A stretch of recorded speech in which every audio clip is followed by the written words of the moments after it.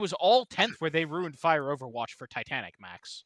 Oh, I thought you guys said it was like 9th edition going in. No, it was the start of 10th edition where they screwed it all up. Okay. They've been a problem since 5th edition. You know, I'd love to get away from shit game design in a tabletop game just once. Cause I went from Konami with Yu-Gi-Oh! To dabbling a little bit in Magic the Gathering, realizing, wow, this shit's busted, but at least they like have a smaller list of cards because they rotate shit out as balance. And then GW. So then you'll be excited to hear this route of information, Max, that Katakawa is getting pressured by Western investors to hyper monetize their From Software titles. I said Konami. Yes. Not Katakawa.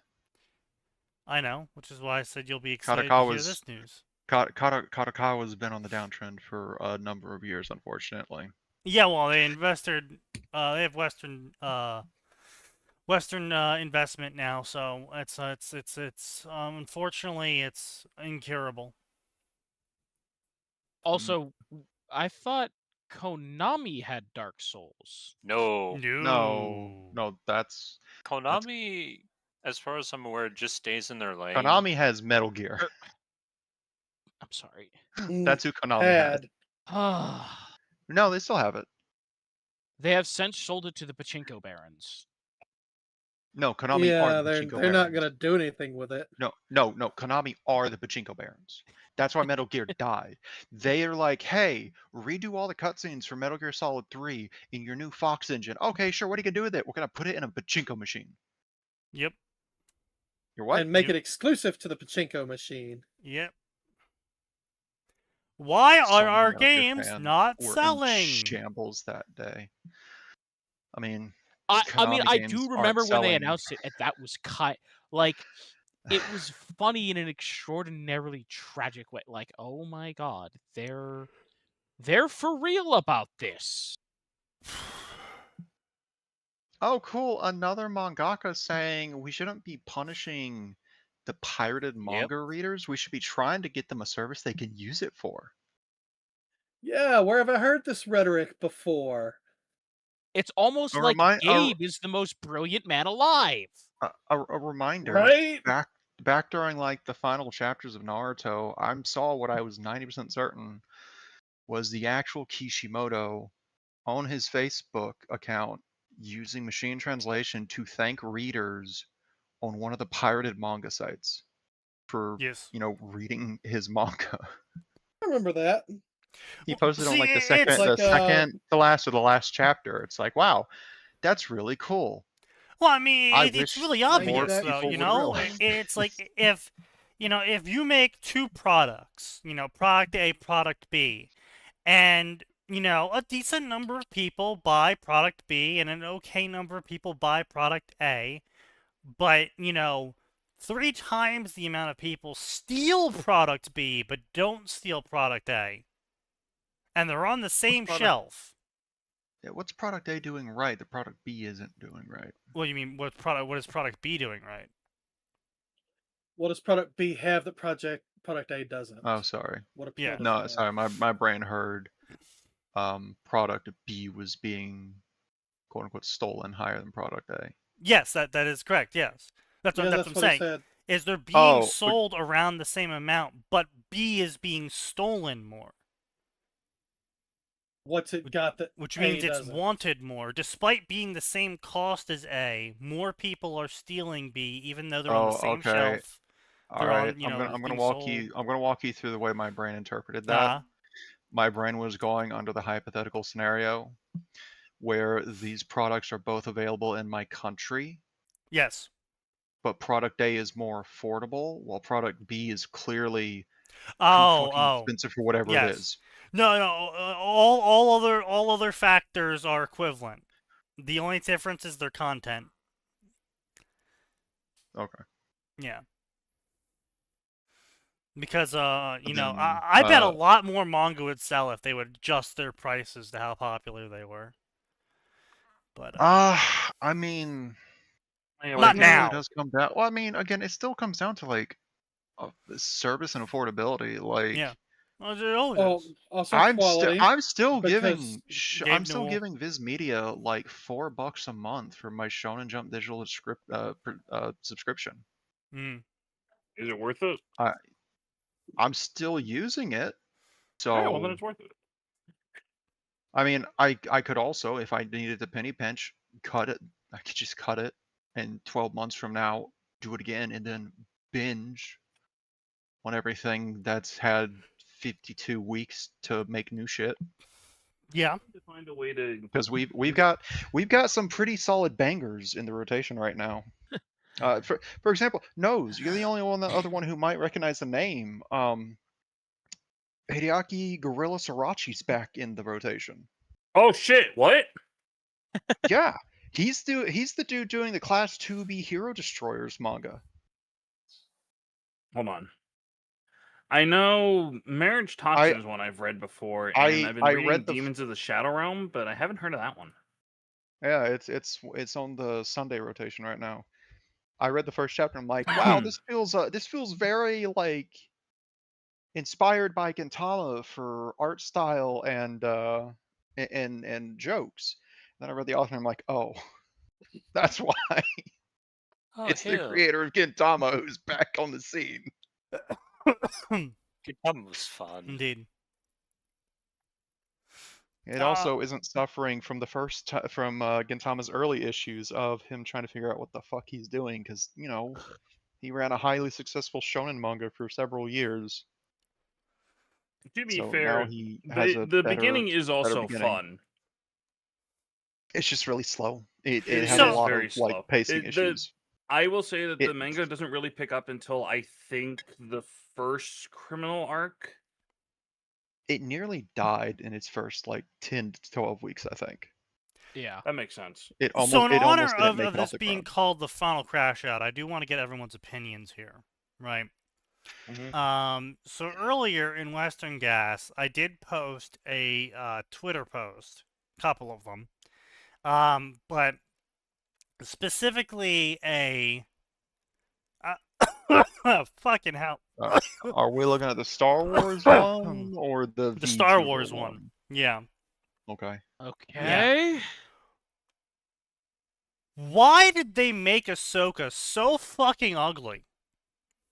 Oh, again. What do you think? Okay, no. Sign. It's a child. Like, they picked a child. Like. Are you sure that's a child and not someone with Down syndrome? Because it looks like someone with Down syndrome. Okay. Having they not seen the entire thing. Okay, right. Going solely off that image, potato. I just think it's a child who's ugly in the way of most children. I don't know. I like most the idea children are not that ugly.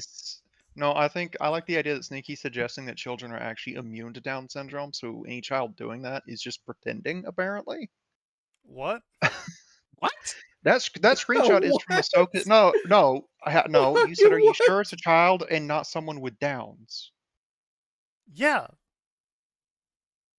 Yeah, you're okay. Yes, it could be a child with Downs. Yes, but no. The reason why it's phrased that way. That's a flashback from her childhood in the show. I'm pretty sure. Was it? No, that is the case. But I know, Max. The reason why I framed it that way is because he is saying that all children are ugly, and I'm asking if he's sure that is his supposition that all children are ugly, or maybe they actually just have Downs. Like, I'm saying that all children are not, in fact, ugly, and that you actually can have children that look not like a fucking potato.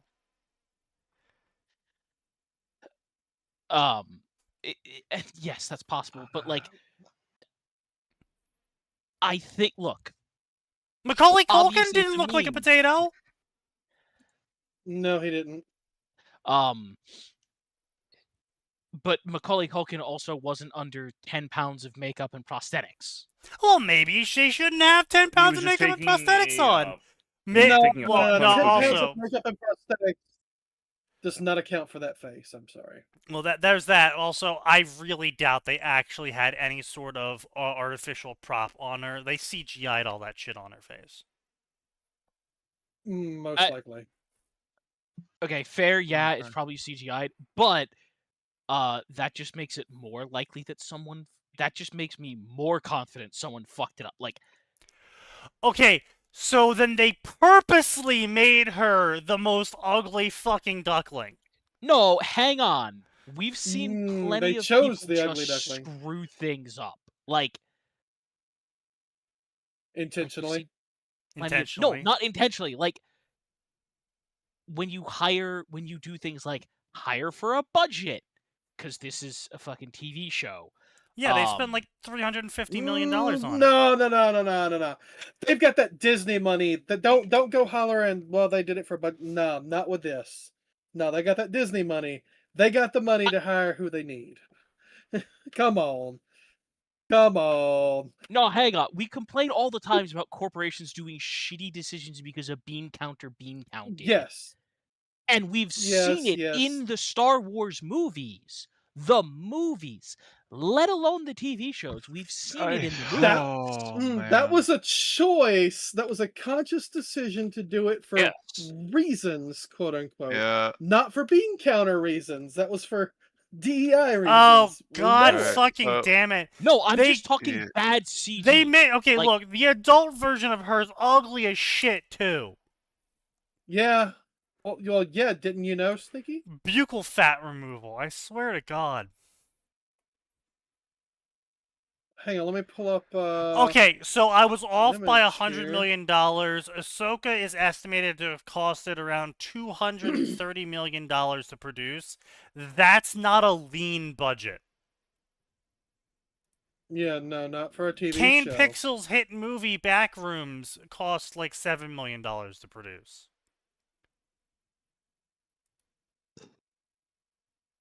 God, she is that picture pretty. is Ahsoka in the series.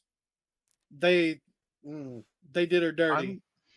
I'm trying to find some like good screenshots to compare the adult and child actresses, and they're all crunchy. Yes.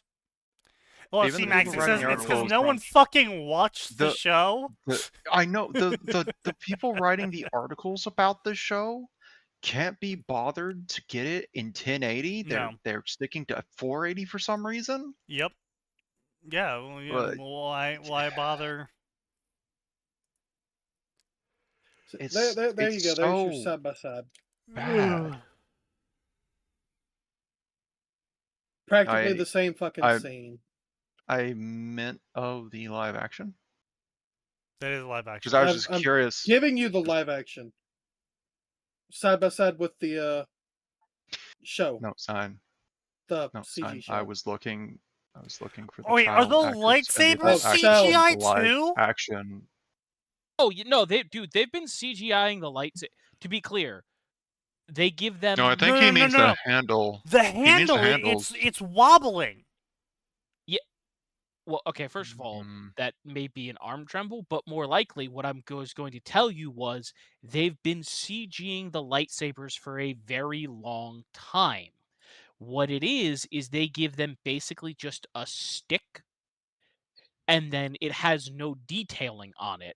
This is something we found out about for like generic lightsaber fights in the movies and shows. Unless you're like a movie, they're not making, because that's the thing, Ahsoka hasn't had a movie, so they haven't made real lightsabers for Ahsoka. No, I'm aware.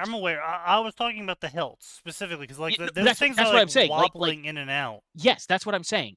It is almost certainly CG.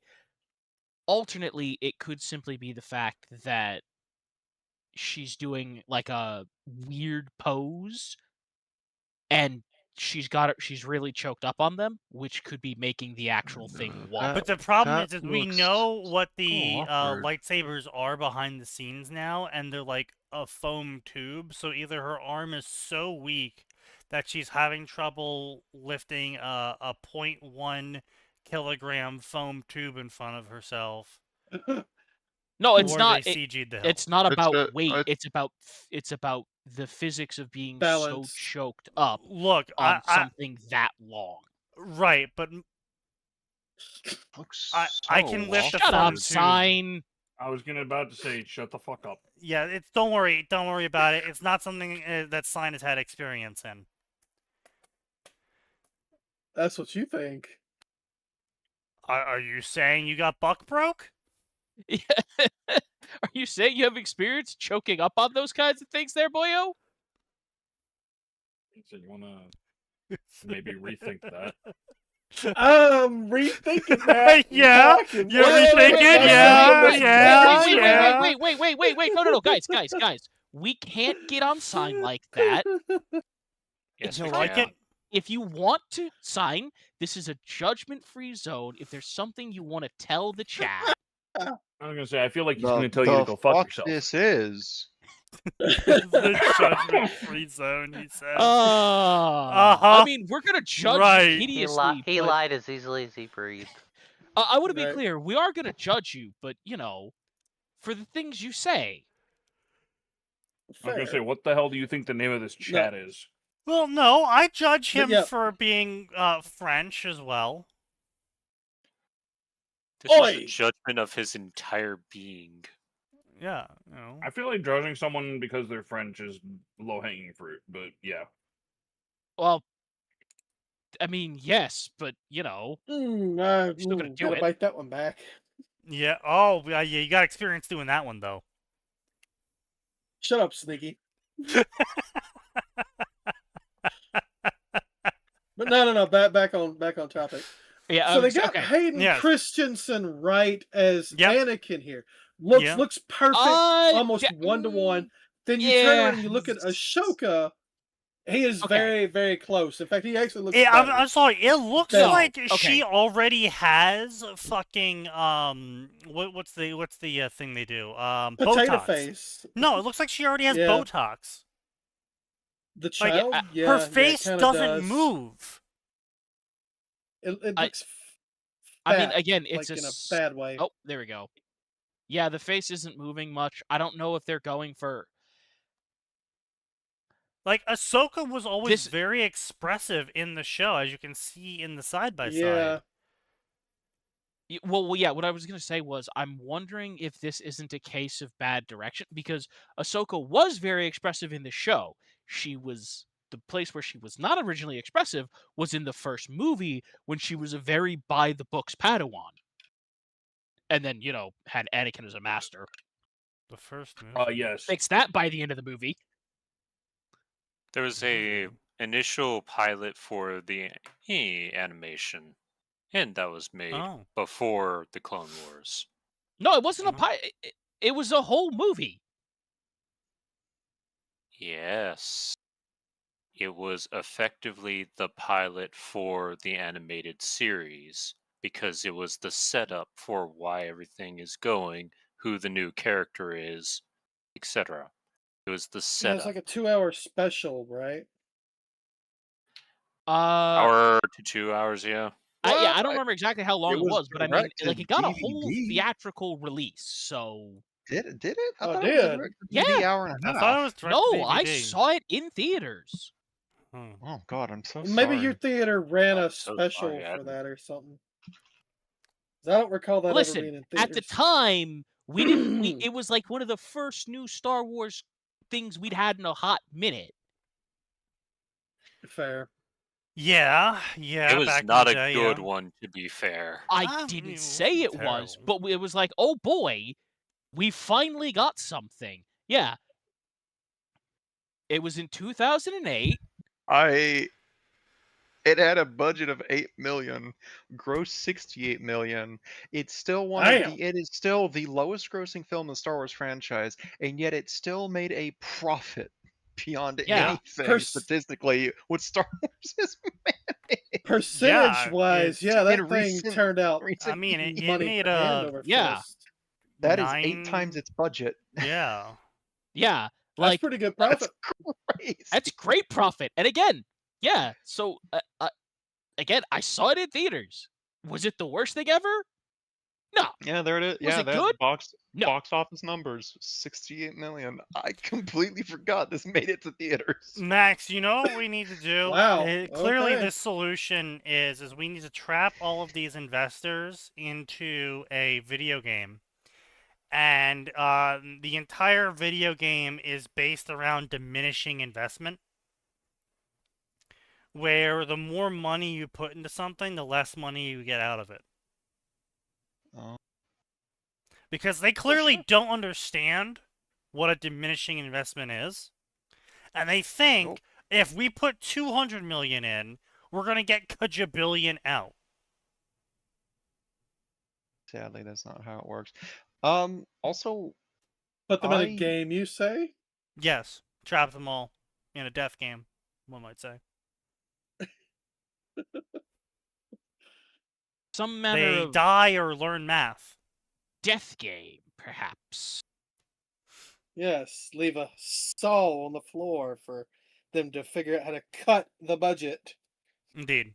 Ho, ho, ho, ho, ho! Ho, ho, ho! The game is very simple. You saw off your hand or let go of the budget.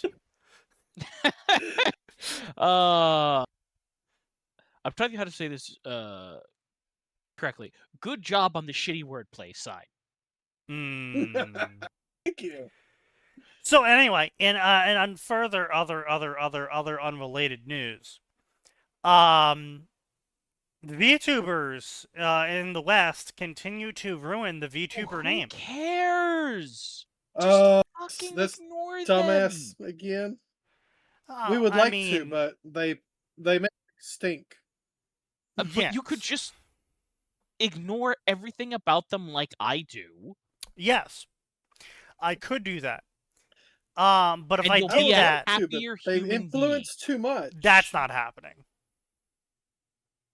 Okay, you could in fact make yourself happier if you started ignoring them. That's a 0% chance event. Not me ignoring them. I can ignore them plenty fine because I just ignore them until the drama happens, and then I'm like, God damn it, not again. Reset the clock. Sneaky doesn't know how to be happy, so of course that's never going to happen. Yeah. Well, okay, I mean, the happiness isn't going to happen regardless of if I pay attention to them or not. The greatest challenge ever. He's only happy when other people are miserable. That is also true. I was going to say, I feel like you shouldn't be saying that with a point of pride. When I die, I'm going to present the Rob who isekais me with the greatest challenge ever. I'll be like, your job is to figure out the universe where this fucker's happy. No! No! No, that would not be a good universe for other people. Universe is on fire? Alright. Yeah, no. That'd be a bad one. But either way, yeah, so basically the quick and dirty TLDR on it is E-Whore is an E-Whore, and then she decides that she's going to make fun of a guy for nearly committing suicide because he got cheated on. And then it comes out that actually she's an E-Whore, and that she got abused by a guy and went back to dating him again after she broke up with him publicly over Twitter, and then was an E-Whore, and then kept being an E-Whore, and then went back to being an E-Whore while she was E-Whoring. I have a question. E-Whore. Why the fuck should I care? You shouldn't care, and hopefully more people adopt. Cool. Can we move on opinion. to a different topic? Yeah, sure. Let's talk about the new cast of heroes in Rings of Power Season 3. By the way, it's crazy how you guys have a way worse reaction to Sneaky One talking about nothing burgers in the VTuber community compared to when he wants to bring up politics. I just don't fucking care. That's fucking weird to me. The politics stuff I'm prepared for. I don't want to devote mental energy to hearing about whatever fucking stupid ass VTuber said or did. Politics may affect my life.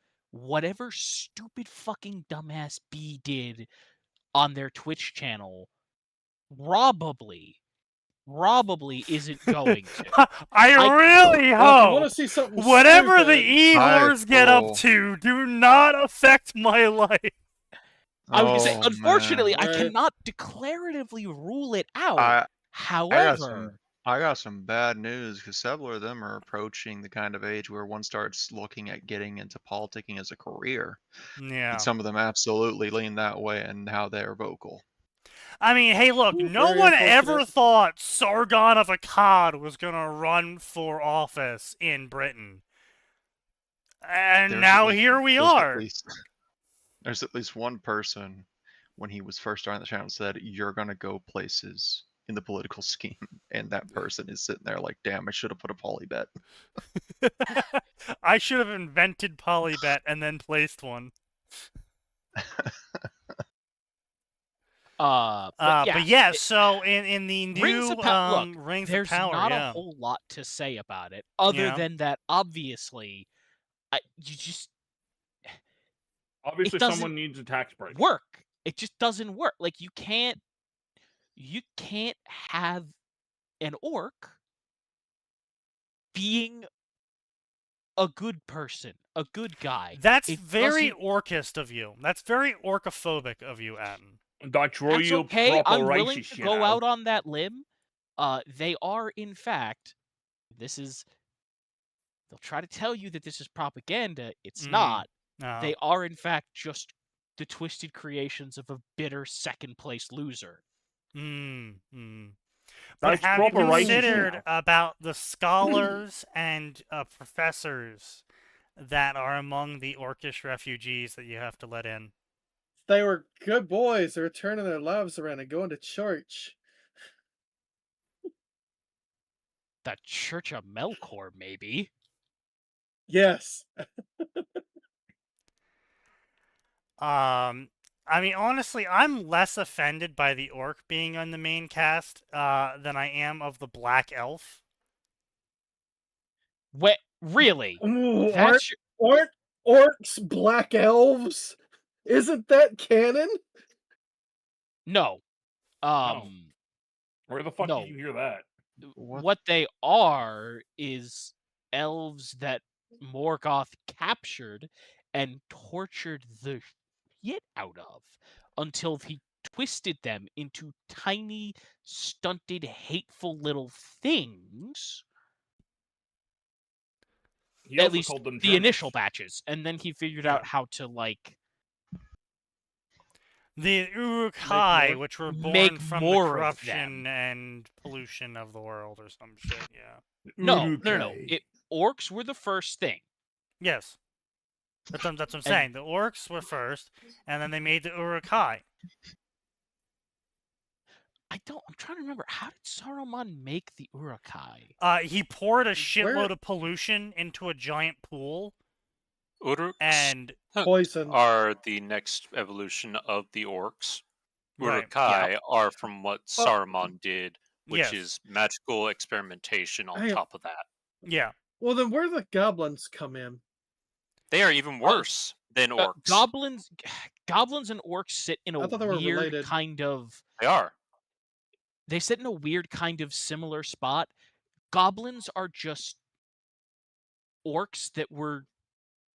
Like, the torture that was done to them physically warped them more. Like, orcs can stand up straight. That kind of stuff. Again, it's really weird.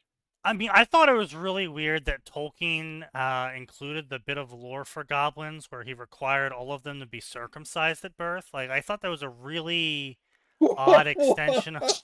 Stop! Okay. No, He did not. He did not. That's... Oh my god. Completely. Is this like in the Silmarillion? No, this is something a New Jersey and says he's always it was never there. He is being a dumbass. The worst kind of dumbass. He's being a dumbass on purpose. But yeah, so going back to orcs, uruks, and urukai. Yes. As Gray said, okay, goblins are like version 0.5 of orcs. Then you have orcs as 1.0. You have uruks as 1.5.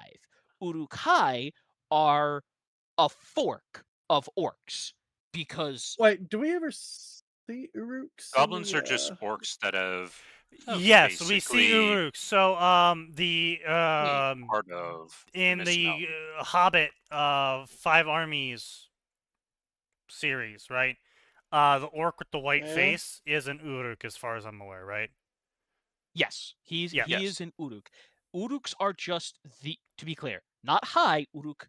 Yes, uruk are just the strongest, or they are just the best. So they're orcs on steroids. They're the biggest and the best. Urukai we're taking orcs, and we want to get to the same place as uruks, but we want to do it more efficiently and with more of them. So we're going to take the process to make orcs, which involves elves, and we're going to do it to humans to get urukai. Basically, think of it like, hey, IS. Urukai are the Captain America process, except we are now going to be using magic to mass produce it. And they actually did it. That's literally it. Yeah. And they did that to humans. With the faction, it's more like but yeah. They didn't do it. I thought they did it to orcs. They didn't. No, for they didn't show them doing it. For urukai, it is. We don't have this confirmed, but Treebeard speculated that it was a crossbreed of man and orc. As in, we're mixing a little bit of this and a little bit of that. That was that's some French horror. Indeed. Point being, though, is that I don't really find the generic evil being joined into the heroes party all that offensive in terms of narrative being done, because I mean, it's a classic Western narrative, but also So sorry, real quick. On the 29th of February in 3019, Treebeard was, and this is not, again, it's Treebeard, so it's a little but Saruman had done something dangerous to orcs, and the orcs of Saruman were more like wicked men because they could tolerate sunlight, although they hated it. He openly wondered if they were men that Saruman had ruined, or if he had blended orcs and men, an act which he considered to be a black evil. Okay. Yeah. But as I was saying, the orc on the hero team, classic evil on hero team is classic for a reason. I don't really find it all that offensive. Obviously, I find it offensive, but comparatively to black elves, which don't exist, period, at all, 0%. Not even like, they exist, but somewhere else. No, they don't exist at all. They don't wear all the tropes armor from D&D and shoved them in Lord of the Rings.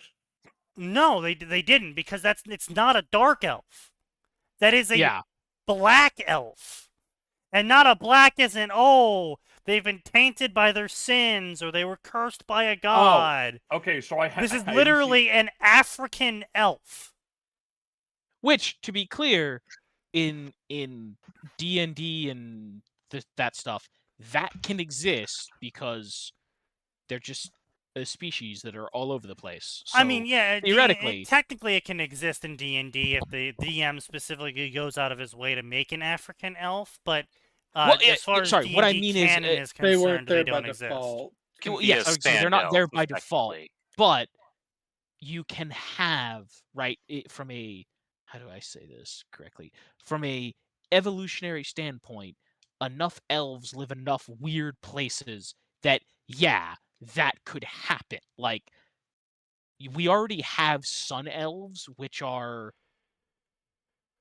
reasonably close to that, insofar as any elf is reasonably close, because that is one thing that a lot of people get wrong about elves in D&D. Like, they don't have normal skin tones, they don't have normal hair colors, and they don't have human standard eye colors. Like, moon elves yes. Very are... African. Must be south. Let's not. God, I mean, he's not wrong about that. Trying to remember, because I did see some stuff where they were Frank. Look, that's the other thing. Okay, that's I'm gonna be honest with you. That's the other thing that pisses me off about that sort of shit when they're like, oh, but they're also Asian elves and African elves. I'm like, no, there's not. Elves are from European folklore, so all of the elves should be European. Well, no, that's... They've long since done away with that, because sun elves, specifically. That's a sun elf!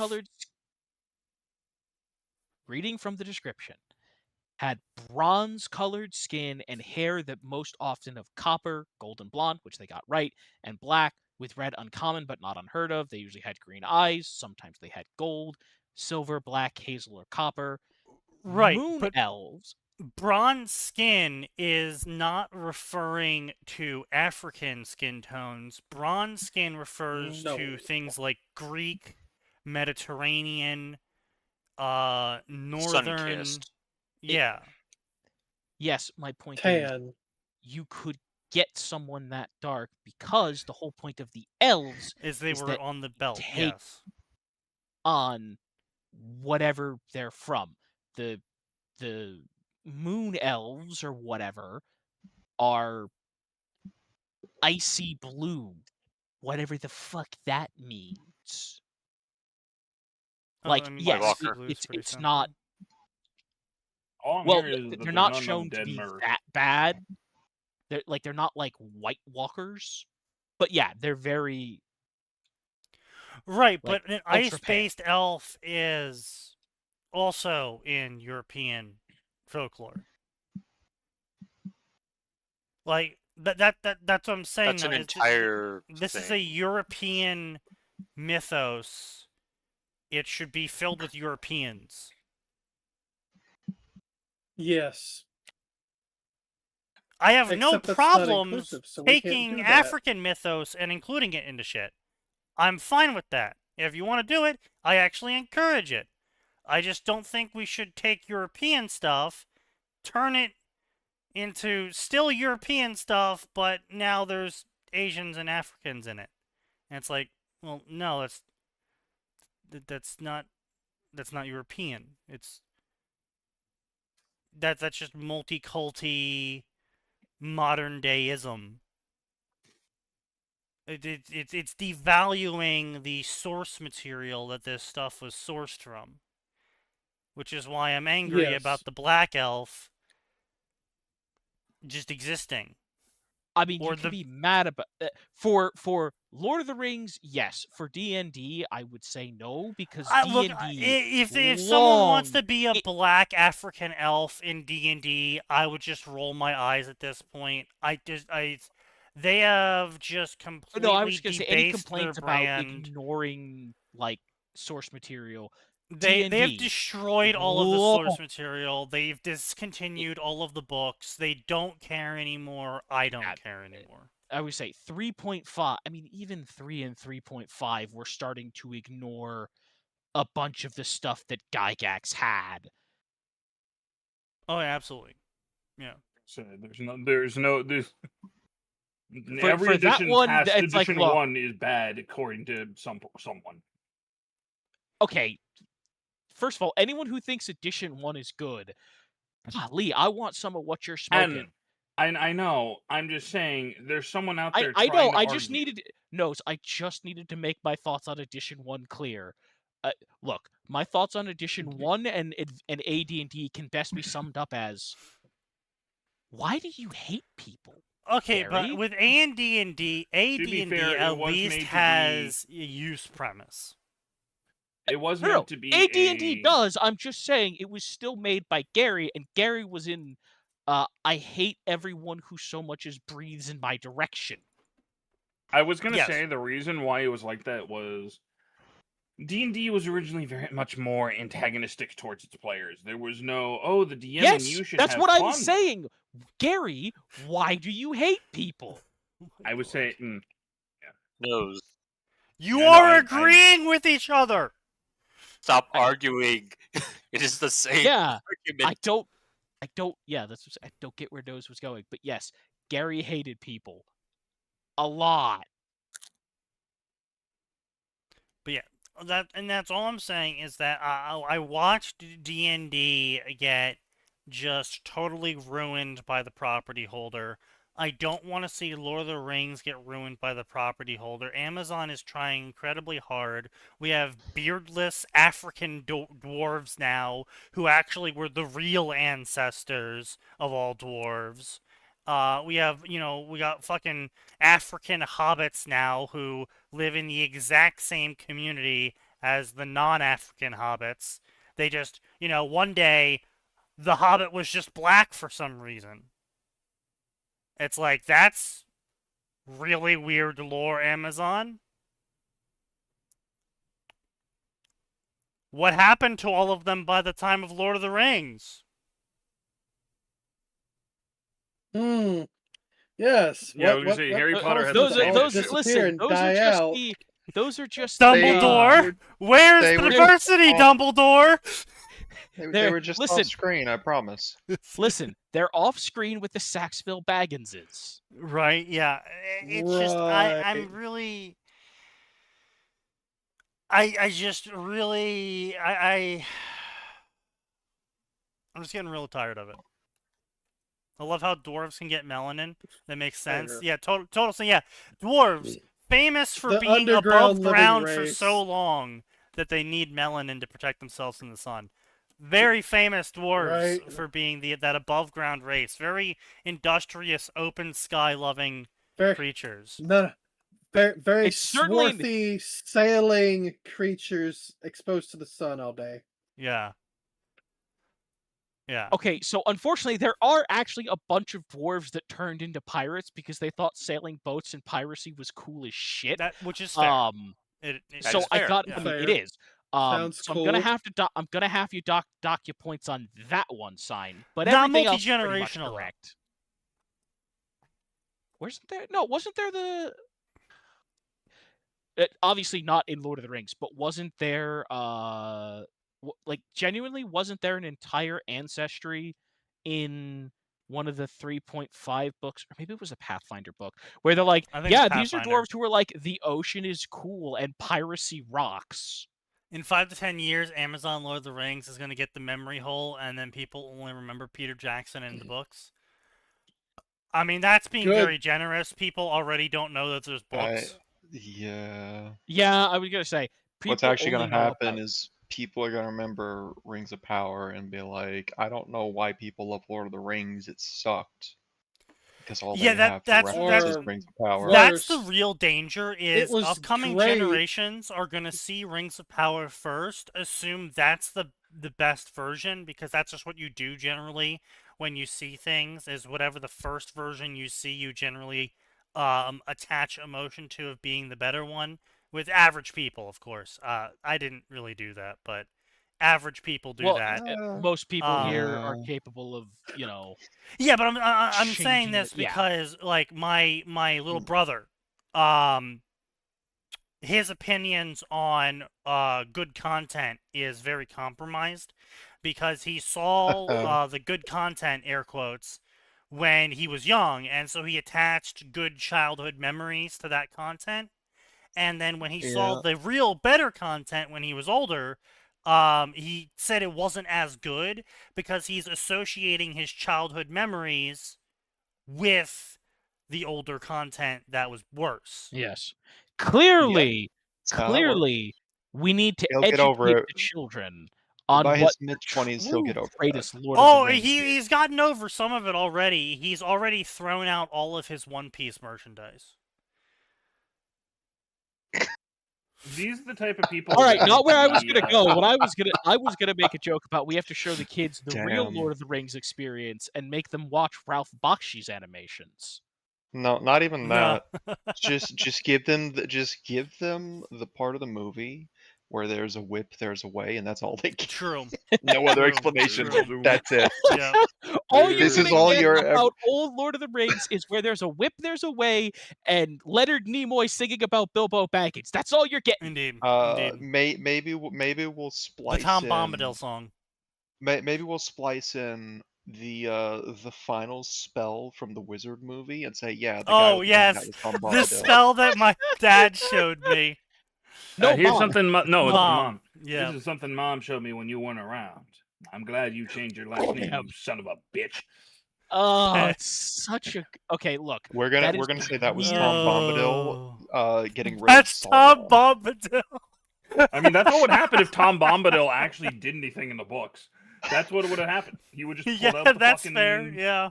Pull out the fucking revolver and just go wham. I appreciate that Tom Bombadil doesn't really serve much of a purpose beyond like this is our power scaling for the ring, essentially. Because he holds the ring and it's like, oh man, this is a really shiny little thing. Be careful with it, little guys. And then you get to the second book, you start finding out what the ring can do and how it twists people. Like, wow, Tom Bombadil's scary. I also do really appreciate where everyone brings up, they're like, hey, why didn't we give the ring to Tom? And Gandalf, I think it was Gandalf, right? That was like, yeah, if we gave the ring to Tom, you're right. He would prevent anyone else from getting it for like the first 5 or 10 years, and then he would forget why it was important, and he would forget where he put it, and then someone would find it. Yeah. Mr. Bombadil is so content with life. I would say, hey, listen, if Gold Mary was my wife, I would look at the ring and be like, oh, shiny trinket. Anyway, I'm going back to my amazing wife who does basically everything and wants to go into the woods and dance and sing with me. Bye. Do some gardening on the side. Yeah. And then, of course, you have the second level of power down from Tom Bombadil, which is Galadriel, which is, I mean, we could give her the ring, and she could probably kick Sauron's ass. We're just not going to like what happens after that. It won't be bad, per se. I mean, the implication that the ring can twist even her was kind of interesting, or at least that's how I read it when she was talking about... Oh, yeah, no, she was discussing having the ring, because she's like, I mean, yeah, I could solve your problems, Frodo. I don't think any of us are going to like the aftermath. It's like, oh. Okay. Yeah. Okay. Well, yes, I would be a dark and terrible... It's like, oh, I would solve the problem. And then I would become a problem. I'm the new problem. I'm the new, slightly less terrible problem. Still terrible, but not as bad as that one. The problem is you've got an entire generation who would look at that and go, yes, Mommy Galadriel, let's do it. I mean, if you... Okay. Probably. If there are no options... If objectively, if Frodo's not around and the option is Sauron and Galadriel, I mean, I'll go, all right, let's go Galadriel. Yeah. But... guess we better get used to living under the immortal elf queen. Man, it's so weird to think that sometimes I need to get back to finishing those books. Because I've been binging Caiaphas Cain's research in exchange for not finishing off The Lord of the Rings. But it's weird to think that if Smeagol, or if Gollum hadn't been found by Bilbo, that ring would still be lost. And I don't know if that's good or bad. No, it's very bad because it would have eventually. made it super easy for the ring wraiths to get it. Yeah. Because Gollum was using that thing non-stop. So after the point when Sauron became the Eye again, it would have been like, all right, well, I know he's somewhere in this cave. Go get him.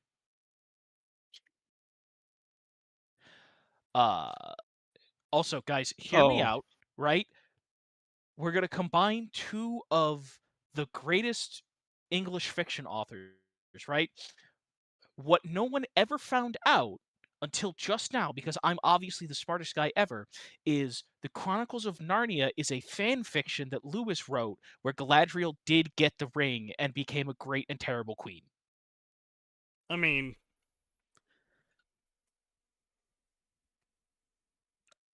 Thank you for coming to my TED Talk. I wouldn't put it past Lewis. Yeah, Lewis was absolutely a shitpost. What wasn't the queen in that one actually just great, not terrible? No, she. Wait, no, I'm thinking of. I'm sorry. The great and terrible Ice Queen.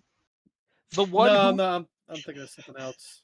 Okay. I would say the one who I'm glad you realized that. Talked to her bad. Yeah, it took me a second to remember. No. You're right.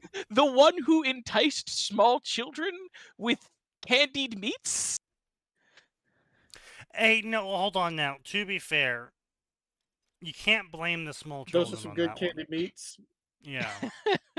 It was Turkish delight. Of course I got in the ladies' sleigh. Yo, Turkish delight's terrible. Yes, of course I climbed yes, that into just proves that in addition to being a bad van. person, Edmund had bad taste. Of course I climbed into her unmarked Turkish delights panel van. and She the had Turkish delight. delights. The problem I tend to have with adding forced diversity of stuff ends up being it doesn't make sense from a historical or biological setting for them to be there, because usually they're adding them after the source material inputs them into the franchise, like elves in the Ring of Power. Elves don't go that far south where they would get that sort of skin tone over the generations. A few elves that remain in forest and gray havens. There's some people that certainly could, but you need generations upon generations to not just be sun-kissed. Yeah, you would literally need, like... Yeah. The only way you could... The only ones you could maybe do that with are the gray the quote-unquote, the gray elves, the sea elves, who, you know, spent a bunch of time sailing. That was their thing. Also, this is something that really annoys me. If you want to have quote-unquote bad guys being redemptive, there's a really great fucking solution already pre-written in Lord of the Rings, which obviously they haven't ever read the source material, so they can't know this. But if you'd bothered to, just take some fucking Haradrim. Yes.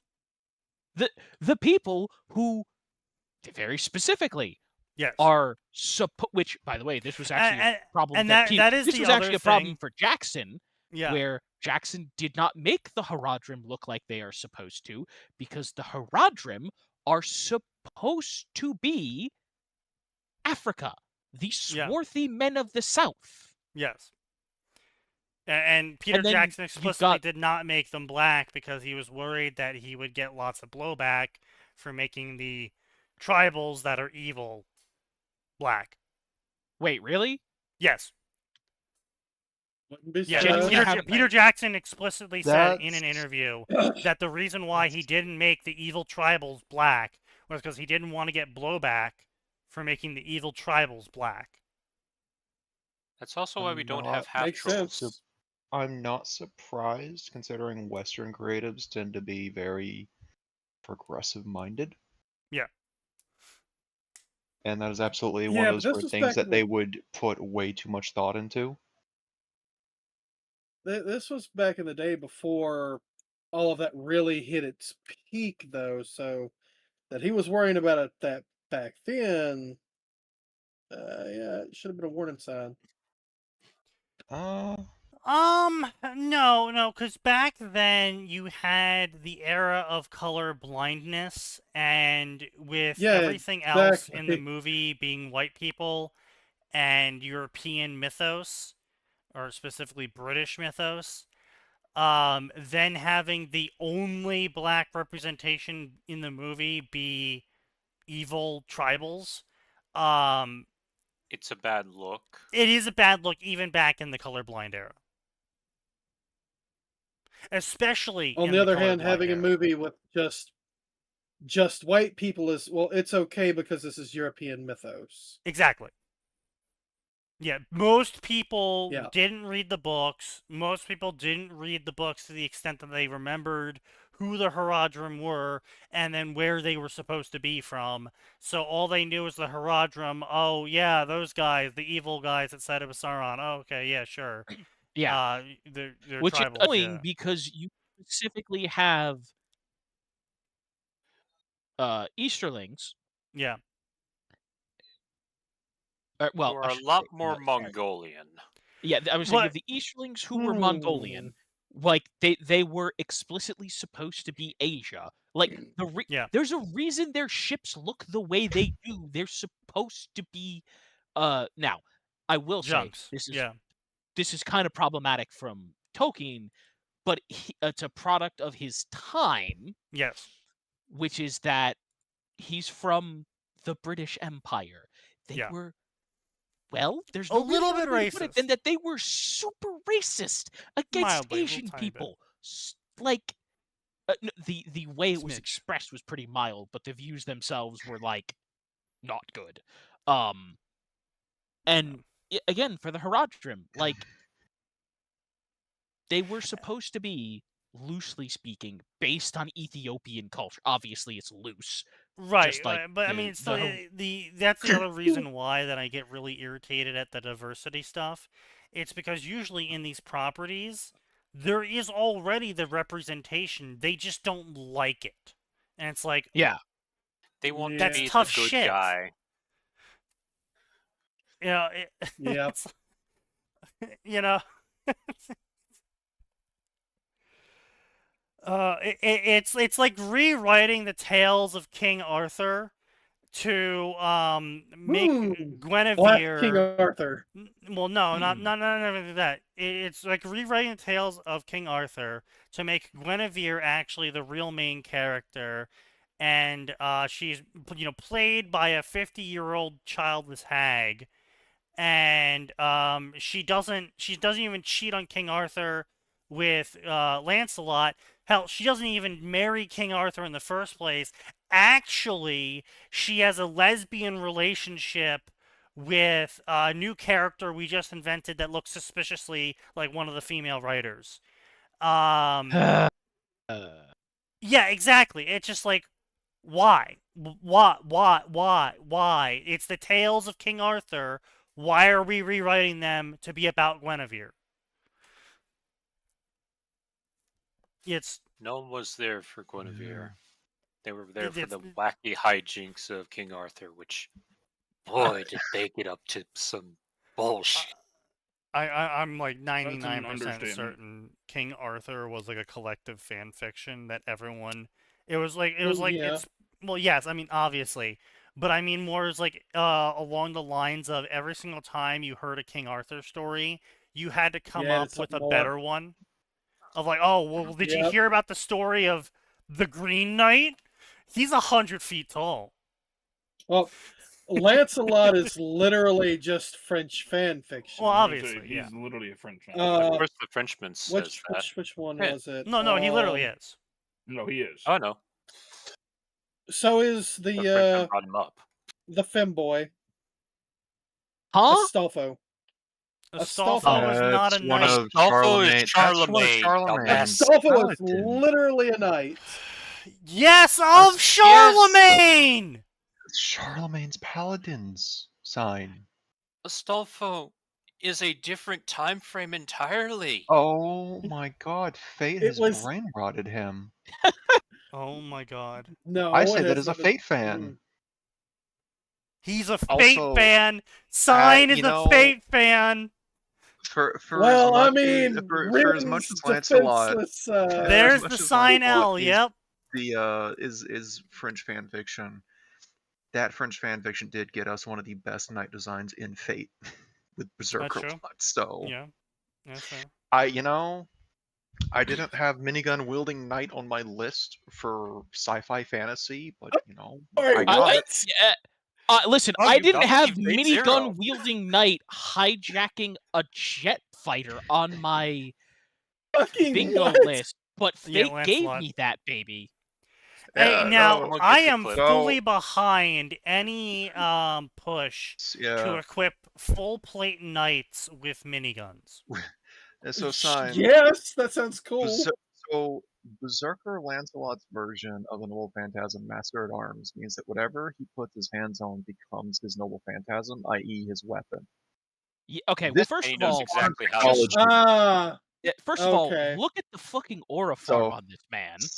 So somehow he got his hands on a fighter jet and touched it. It's his now. It's his now. So we know how he got his hands on it, but he touched it. It's his now, and the pilot was very confused and concerned. I imagine. Again, the whole thing is just fantastic. Oh, good. Great. Oh, good. You also grabbed an in-game cinematic from. Sorry. Yes. He is riding up an airplane while wielding a minigun. Yeah, Freebird came from the airplane. Freebird I could Freebird began playing. Freebird. Your Majesty, you don't understand. And Freebird was playing. Oh yes, perfectly understandable. But everything's excused. Freebird was playing. Oh, good. Here we go. That doesn't excuse you shooting at me. Here we go. Freebird was playing. Here's a nice little 3-minute clip. Oh yes, Lancelot's first fight is one of the best moments of like, this is what he can do. This is who he's being power scaled against. Gilgamesh is not happy because Berserker Lancelot is one of the perfect counters to Gilgamesh for anything less than Aya. Yeah. Because Gilgamesh's thing is, I'm going to spam bullshit. And I'm really curious. I'd love to get word of God from Nasu on this. Can Lancelot still Aya from Gilgamesh, since Aya is supposed to predate the concept of swords and weapons by fate logic? I mean, if it's a...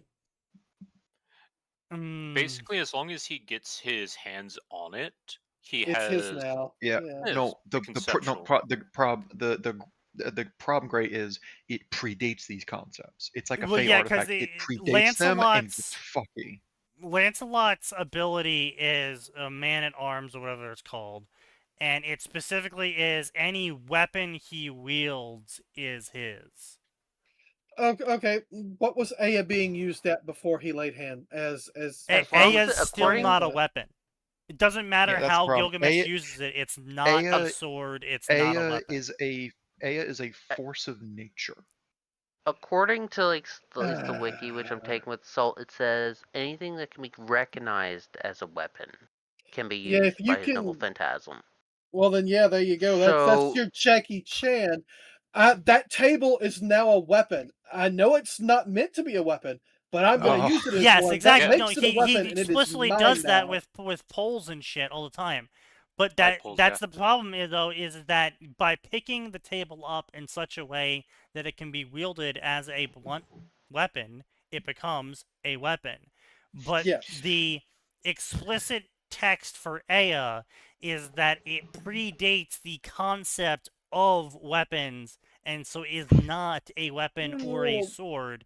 It merely exists, and by existing causes problems to occur. Sure, but if I can pick it up and I decide to hit you with it, congrats, it is now a weapon. It is getting updated to weapon status. It's mine now. I'm gonna lay this out for you. Aya as a force of nature strikes me as the kind of thing that if anyone other than Gilgamesh or Enkidu touches it, you vanish. I mean, you're probably gonna die. You are shredded. You are Fine, just so you understand, that I don't know if it weapon would do that, but it's a pre-conceptual weapon essentially. Yeah, I would say in Fate Sign, that weapon can quite literally peel away reality. Now, I will say the one thing I will give to it, like Gilgamesh or Lancelot being able to grab it, it is called the Sword of Rapture, which is kind of a misnomer because it's never used as a sword. We only ever see it just. It's more of a lance. Delete things. Yes, he stabbed a rider with it. Also, Sword of Rapture, I think, is one of those things like, this is how it would be translated for you to understand, because again, Fate Stay Night gives us explicit interpretations of it. When someone with Trace tries to break it down. So, Shiro can look at a Fey sword and still break down its structure, but he can't do anything with it. Aya breaks his mind. So Shiro never copied Aya. Okay. He can't. It will break his brain. Yeah. Yeah. That was going to be my next question. Was did Shiro make a copy of it? The best he could do is look at the best he could do is turn off his trace abilities, look at its shape, and maybe make a pipe version of it. But it won't have anything close to it. That's how bullshit it is. I'm sorry. I'm just imagining how fuck ass. If he's lucky, would be about that. Never mind Gil. Gaia and Alaya might kill him for that. Yeah.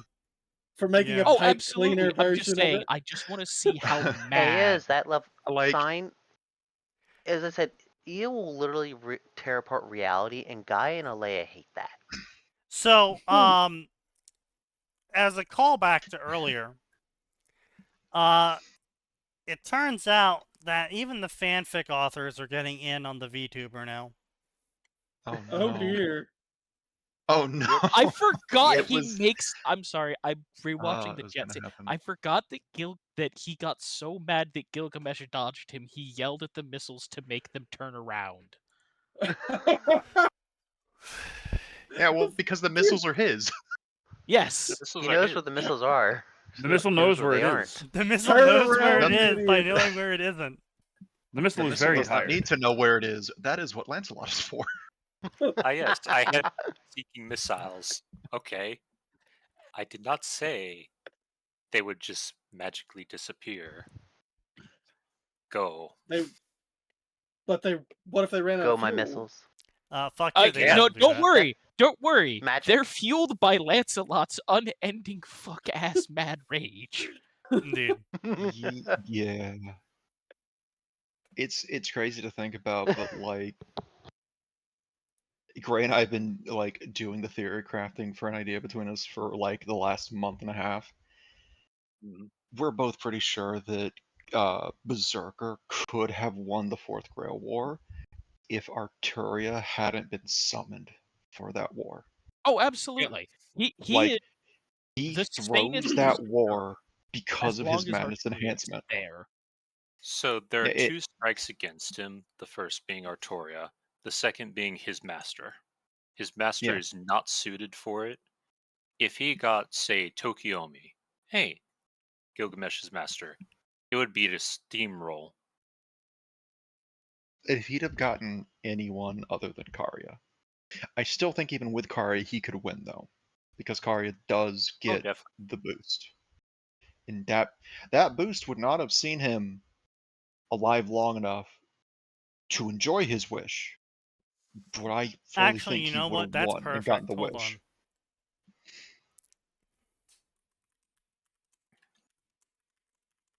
Why is Sneaky saying something is perfect?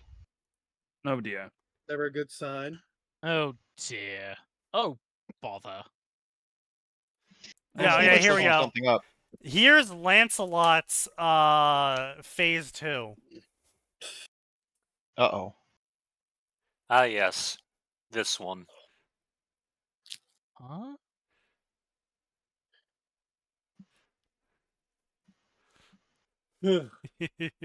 Berserker Lancelot has locked in. Oh no. Honestly, unironically, because of how command seals work, if Arturia wasn't in that war, and Karya was smart, he would have used 2 command seals to strip Madness Enhancement for, like, the big battle. And Wait, that would have been really you can bad use for command everyone seals involved. to do that. So the command seals are effectively, I am going to rewrite reality. The more broad you make it, the less effective it is. But if you say, hey, Berserker, turn off your madness enhancement, hint, it's going to hit hard. And if Berserker agrees to this, more importantly, yeah, it becomes even stronger. And I know this because we had to do some research into the command seals for that about was an yesterday, hour. I believe. It was like, oh, commands get even stronger if both parties agree to the thing. So if he's like, Spartacus. Berserker, ignore the Spartacus, madness part of your lock enhancement. in. No, Sneaky. Spartacus That was an actual. That is Spartacus actually a canon thing. Oh God, yeah, no. In Spartacus the would also be one of Chinese those Lost problems. Belt, the big bad was basically launching an entire meteor, and Spartacus is anti-obedience. That is his very nature. He's obvious rebellion. Yes, he hates yeah, all that shit. yeah. And he basically, I forget, tells us or gives us permission to use a command seal on Oh permission. God, yeah, I forgot about that. That is big. And then he proceeds to jump and crash into the meteor, destroying it and himself. He jumps so hard he makes a light trailer behind him. Yeah. Oh. Yeah. That was how hard that command seal worked with him. Command seals are terrifying the more you dig into them, because it's like, oh, wow. And it's even... Imagine the horror one must feel when they're up against Archer Gilgamesh, and he's like, Master, command me to use my noble phantasm. I was like, wait, no. Please no. Please no. And you don't know which noble phantasm it is. He just said, command me to use it. Command me to use it. Oh. That's not good. Because it is worth noting, Gilgamesh does have favorite masters. Yeah. He canonically likes the Hakunos from Extra, and he really likes the Fujimuras in or Fujimarus in FGO. I believe his best is Hakuno, and then it goes to Fujimaru. That's his absolute favorite. Is definitely Hakuno. It's his absolute favorite master. Doesn't matter which version. That's his. Yeah. He doesn't like Tokiomi, mostly because he finds him boring. I don't remember the Apocrypha. No, not Apocrypha. He's also too much of a kiss ass. I think he doesn't mind his master. I think her name. I think very it's Tine. Well, it's because unlike Tokiomi, she shows proper deference from the one volume I read. He's like, you know what? I like you. You're not too much of a kiss ass, and you're not trying to order me around. I won't kill you. And most importantly, she's like, I'm kind of just want you to break shit. If you feel like it, boss. All right. Well, it also helps that his favorite playmate is also in that war. Surprisingly, Enkidu being around does a lot for Gilgamesh's mood and his adult archer form. He loves facing Enkidu. It is his happiest moments to see him. Brother, I can punch you in the teeth. Wait, what? I mean, it's more like Enkidu does it, because Enkidu always wins pretty much whenever they're play roughing. Oh yeah, that was the thing, wasn't it? Like, Gilgamesh doesn't win much, if at all, in those bouts. Yeah, when they go all out, awesome. They will stalemate. But in every the legend, time otherwise, it was that Enkidu in the legend was only ever defeated by a woman. Yeah, specifically a whore. The temple prostitute, yes. Yep. Yeah. Yeah, but yeah, she touched his twig and berries and made him feel good.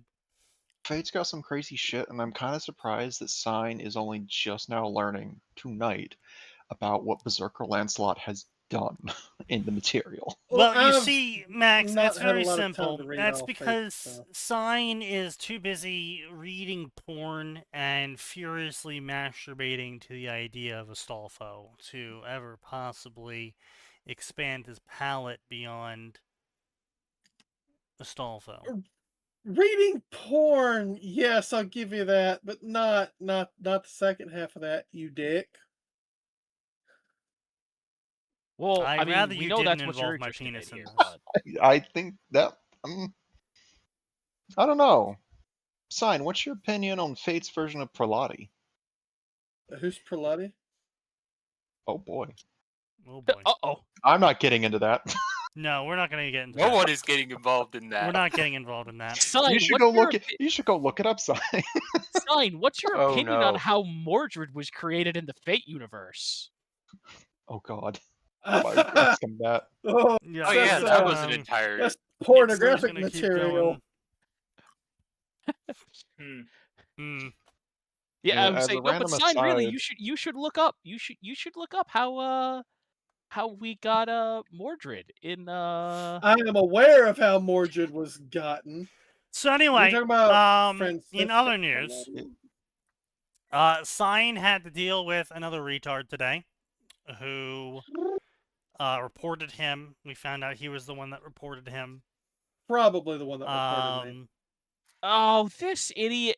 You've put the reminder in how many times? I mean, obviously this one's being done in bad faith, but still, like, come on. It got to the point where he's like, well, you should have had her tell Obi-Wan where we, the audience, could see it before this. I'm like, you know what? All right, fine. Here you go. I'll edit the chapter. Oh, so that's what that edit was. That's what that edit is. Effectively, I mean, it's not like it makes the chapter worse. Well, okay, no, it doesn't. Let me phrase that. It makes the chapter worse in that it treats the reader like a fucking idiot, but I understand why you had to do it. Yes. Because the readers on Road are being fucking idiots. I mean, he didn't have to do it. No, but honestly, it was the most tame Sign reaction that we could have possibly gotten out of that scenario, so... I mean, I suppose, based on the shit that's been shared in the past. Yeah. It didn't involve self-destructing himself, so... In Black Pill news, dopamine shopping websites are now a thing. Yes. Oh, I saw those. Like, what? Story. Yeah. You can pretend to buy things, get excited for it, and then hit the dopamine crash when it doesn't get there and you don't get the thing you pretended to buy. Which you'd figure that would be worse. I find it very amusing that they decided to, in this article, show two women using their service. Ooh. Well, to be fair, it'd probably be better than spending all of their money on just random bullshit. Yes, it absolutely. is. Or they could have self-control and exercise. That's not going to happen. And I can already tell you that's not a thing. That's not. You're asking too much. Yeah, no, that won't happen. Let's see. In other news, we're gonna skip that one. Let's see here. Cute. Oh yes, of course. The CEO of game company says we've been too romantic about the idea that we should have employees and give them long-term job security. Oh, that I haven't been that angry since the CEO of Isn't that basically looking to make all games contract work, which as we've seen Microsoft doesn't work? Yes, which is a terrible idea. I would say that makes me. I haven't been this mad rather than since that. You should have it so companies are not people. You should contract companies rather than having like in public. The problem still at the end of the day is the fact that video games are art, and that if the people producing the art aren't passionate about the game genre, the characters, the story, the mechanics in the game, how it all comes together, how it's presented, the twists they place upon it, the art style, the dialogue. Everything. Yes, if you don't have everyone being passionate about all parts of the game, then the game is going to be bad. And even worse, if you have people smashing shit into the game specifically to fuel their fetish or to fuel some religious desire, then you are going to make the game bad, because the rest of the people, if they don't also have the same passion for that fetish of yours and or religious desire, is going to decrease their passion, and so the rest of the game is going to always suffer because of it. And this is what happens every fucking time you try to formulate art. It doesn't work because the people aren't invested in it. If they're just showing up for a fucking paycheck and not because they genuinely want to make the product, it's not going to be a good product. Then you have a Bethesda game. Well, that's completely different. We have no idea the passion levels of the people involved in that, besides the lore team, and that's because they took a lot of drugs. So they were definitely looking forward to that. Also, I want to be clear. People don't have to love, like, you don't have to have the entire team loving every minute of the thing. That's not the case. No, you don't. But you need your artist to really be invested in the art style. You need your dialogue writer to really be invested in how the characters say the words they say. You need your voice actors to be invested in how they say the things they're supposed to say. You need each worker invested in the part that they're in charge of.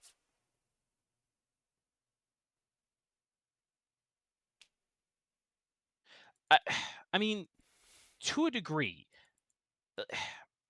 the guy who's making my character models, yeah, I need him to be hype. But the guy making my skybox, he just has to be concerned with making me a pretty skybox. Okay, but at the same time, though, is that there shouldn't... That's the other side, though.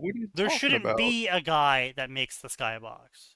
The guy making the skybox should also be working on dozens of other things. And that's the problem that these companies are having, is that they're trying to piecemeal down every single thing in existence in the game of like, okay, here, artist, you make the barrels. Here, artist, you make the leather shoes. Here, artist, you make the metal shoes. Here, artist, you make stitching. Here, artist, you make the skybox for hell. It's like, no, we should just have like 3 artists and they all figure out what they each want to work on.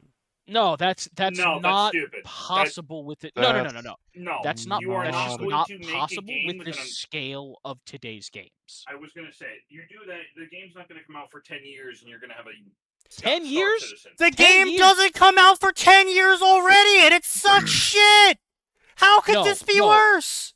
It will take so much longer than 10 years. Okay. You have.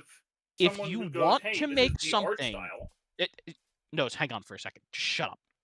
If you want to make a game that's on this, that's remotely approaching Skyrim in terms of what you can do, and you know what? Let's wind it back even. Let's go back to an Elder Scrolls that pretty much everyone agrees is fantastic. We're gonna go even further back than Oblivion. We're gonna go to Morrowind. Okay. If you want something even close to what Morrowind does, that takes dozens of peoples on every level, on art, on Skybound. I have a terrible news for you, Atten. Actually, Morrowind only took 40 people. How many people did Expedition 33 take? And Skyrim, It's about 30. So Skyrim. So okay, wow, this is actually excellent. Thank you. So Morrowind took 40 people. Skyrim took 100 people.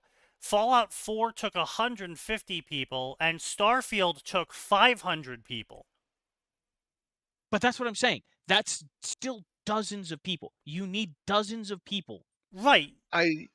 The problem is you said dozens on art, dozens on models, dozens on etc. You didn't say dozens for the whole game. You said dozens per team. Yeah. Like the way Sneaky wants to do it is still not okay. It's still not a good way to do it. Like, the Skybox guy shouldn't be doing dozens of other things. The Skybox guy should probably be handling the Skybox and probably texturing for character models with someone else. 40, okay, hang on a second. It was only 40 doing textures. Developers. There were 80 professional roles. Okay. So 40 40 developers. That supports my point. That's 40 people just on the development side. And the development which is, of course, where your greatest number of man hours is going to be, but I don't know that that does support your point. Because development is covering coding, modeling, and texturing. A lot of places will also roll in design concepts into the development because that is part of development. So storyboarding and dialogue. So who's the other 40? Is the other 40 explicitly pointed out to be anywhere from marketing to voice acting to writing? I'm looking for that now. This requires greater research, it seems. You'd have to break it down by like the actual credits. I'm just gonna list my opinion, which is basically we should have it so there's like a 5 to 6 people department, and then things work out from there. Look, the bigger point of mine is that less people is better. Clearly having like Ubisoft is another great example of this. Ubisoft has something like 15,000 fucking employees. You don't need 15,000 employees because absolutely. And name the last Ubisoft game that was good. Aren't those 15,000 employees split across like Ubisoft America, Ubisoft France? Ubisoft they have like 9 studios. Yeah, but the problem is that the problem is that these companies they don't section these guys off and like, okay, Ubisoft America, you are going to work on a different series of games. No, what they do is, okay, so if we have people in every time zone, then that means when Ubisoft America goes to sleep for newest Ubisoft Game 9, then Ubisoft France can take over and start working on Ubisoft Game 9. And then when Ubisoft France goes to sleep, Ubisoft China takes over. And then when China goes to sleep, America takes over. So we can have 24-hour development on the game. No one's... literally, the best game they've had in years was made by a small team that were like, hey, we want to make a rabid version of XCOM. Fuck it. Yeah, I said it. Fuck you. That game was good. I mean, the actual problem is they have these Obscure had 30 developers. Yeah, the issue with them expanding to what they have is somehow crunch time has not been a solved issue at this point, despite the thousands of people being employed in just the development side of things, which again encompasses everything that's not marketing and voice acting at this point. Yeah. Because writers tend to be included in that. So that's actually very interesting, as we also have actual content about that as well, at least for Bethesda, because a ex-Fallout dev from Bethesda came out and was like, hey, yeah, so this is how shit worked at Bethesda when we were working on Fallout, and I can't imagine it's changed since then, because it's not like Bethesda games got better. And basically what it was is it was absurd.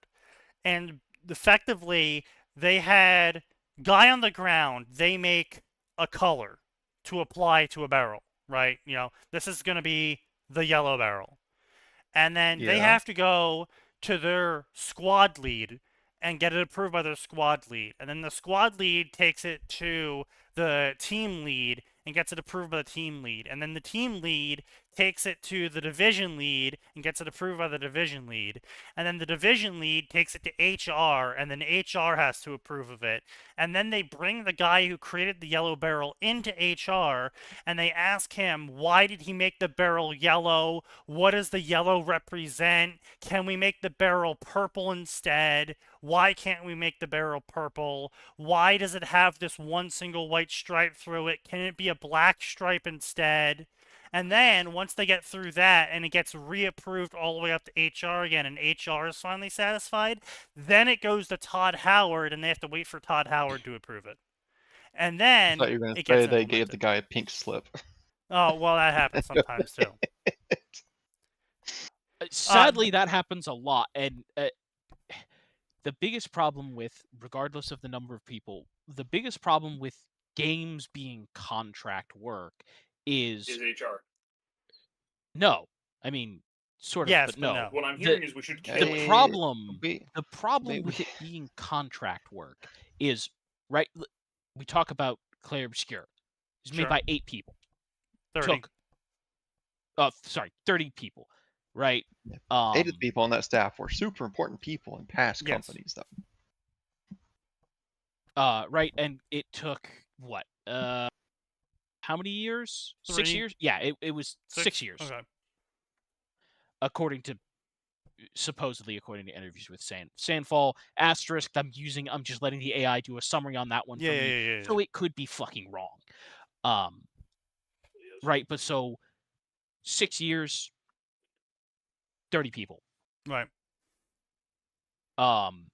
Which is pretty good clip. Yeah, that was a team of people who, as you pointed out, they loved their project. And that's the biggest hurdle with contract work, is when you have a bunch of people who don't know. It's right. The hierarchy of needs, right, for business. While salary is what's called a sanitation factor in people staying in a job. Sure. They will only notice if they feel that they are getting too little for what is being asked of them. Otherwise, as long as they're getting paid an amount that they can survive on and feels fair, salary is almost never considered in someone changing positions. Yes. And that's where you want it to be. Yes. What's more important is your boss, your work environment, how you're treated, how you feel your contributions are valued. Blizzard did this a lot, where they would hire specifically massive fans of World of Warcraft to work at Blizzard because they were so excited to work at Blizzard that they were willing to take a far lower salary than normal. Yeah. And that is that. Yeah. And if you have people doing contract work, that's just never gonna happen. When people's only concern is, fuck, when this project ends, what the hell happens to me? Right. Well, and not only that, though, but it's like VA work has always been historically contract work, and you never really have to worry about the VAs not really giving it their all, because obviously the VAs that get the most work are the ones that do give it their all because they get a reputation for giving it their all, and so everyone's like, oh, well, we want to hire these VAs. Doing what they do. And so they build up a reputation of being good contract workers. And some of the jobs, I would say, yeah, that's totally applicable. Like, okay, we need some skyboxes. Contract work the skybox out. You don't need someone to be hyper passionate about the skybox. You just need them to do it right, and that's completely reasonable to contract out. Barrels. Okay, we don't need these barrels to be, hyper detailed, super lore relevant. We just need them to be barrels. So contract that out. Depends on the game. Sure, but I'm gonna be honest, 99% of the time. I mean, yeah, but if you're doing like a simulator of building, cleaning, whatnot, find the weapon autist to help you with that. Look, if you're playing.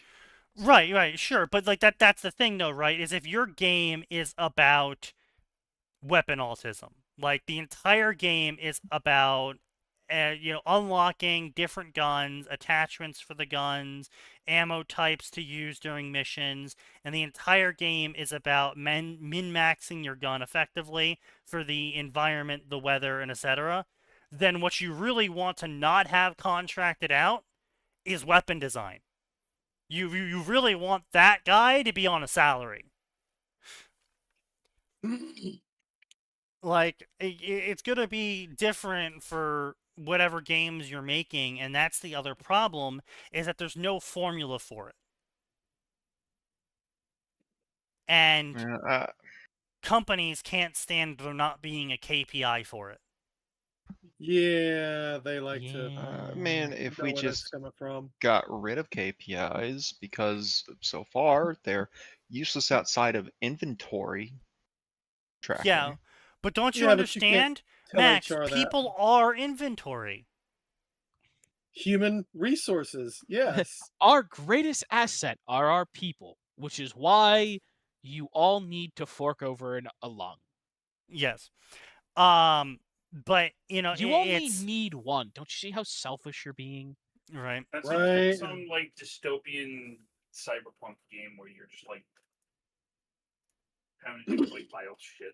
It's like fighting robots and shit. I mean, that's fun. But the thing is, though, with these games is that there's no passion. They're trying to print by numbers, which, again, COD proved you can, in fact, print by numbers and make shitloads of money doing so. COD also proved you can completely ruin your game by not understanding why people buy it. And yeah. Daily reminder. It's kind of weird how they decided to try and be the next Fortnite and lost to Fortnite. Yeah. Well, yeah. Weird how that works. Yeah. Can't beat the original. Again, and that's the real other thing, though, right? Is that these investors, they think, okay, I'm gonna give $50 million.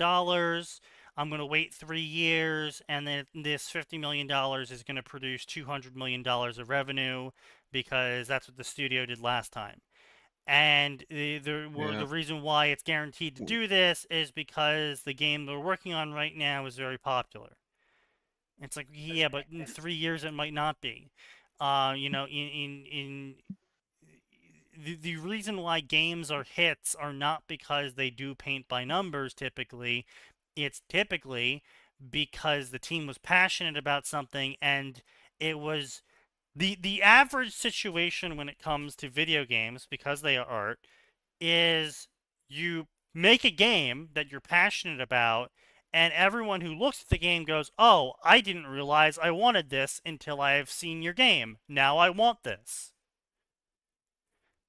And you're never going to be able to formulate by some mathematical calculation what people want next.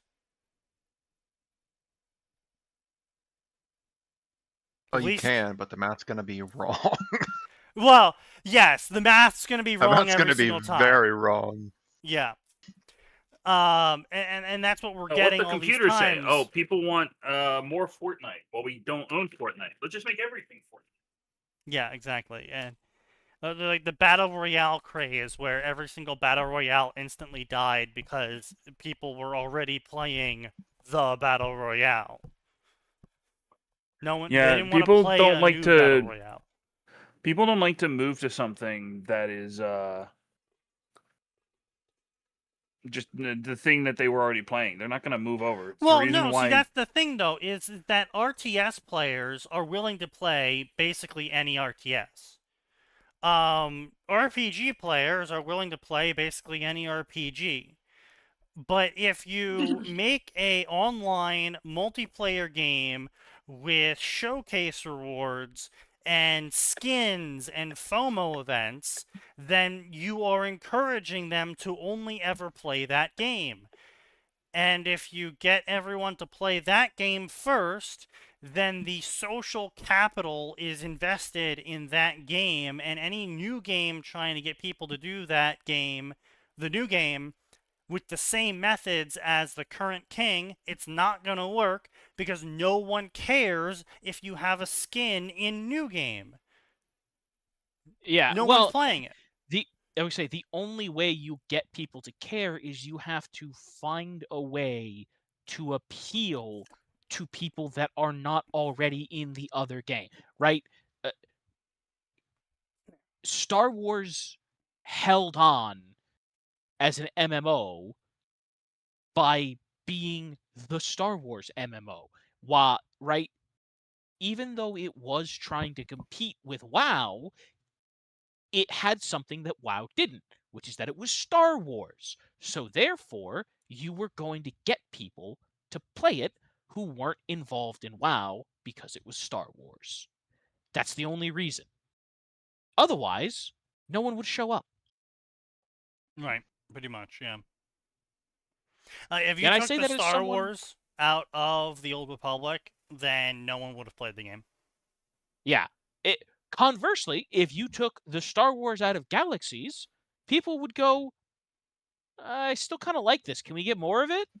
Yeah. Because there are still people trying to put the lightning that was Star Wars Galaxies back into a bottle. No one has succeeded. Yeah. Well, I mean, it's just because, again, these companies are trying to turn a profit. Fucking Xbox has announced that they're going to be a $5 cheap whore on every street corner, and Sony has announced that they are closing their whorehouse to everyone but VIP owners. And Nintendo, meanwhile, is setting up right outside the school. I'm sorry, what'd you say? You heard what I said. No, I genuinely, I didn't hear what you said about Nintendo. Something about a school? Nintendo is setting right up outside the school. Ah. Yes. Getting them early. Gotta get them kids while they're young. Yeah, listen. If we send the kids on a Pokemon journey when they're 6, we'll normalize it.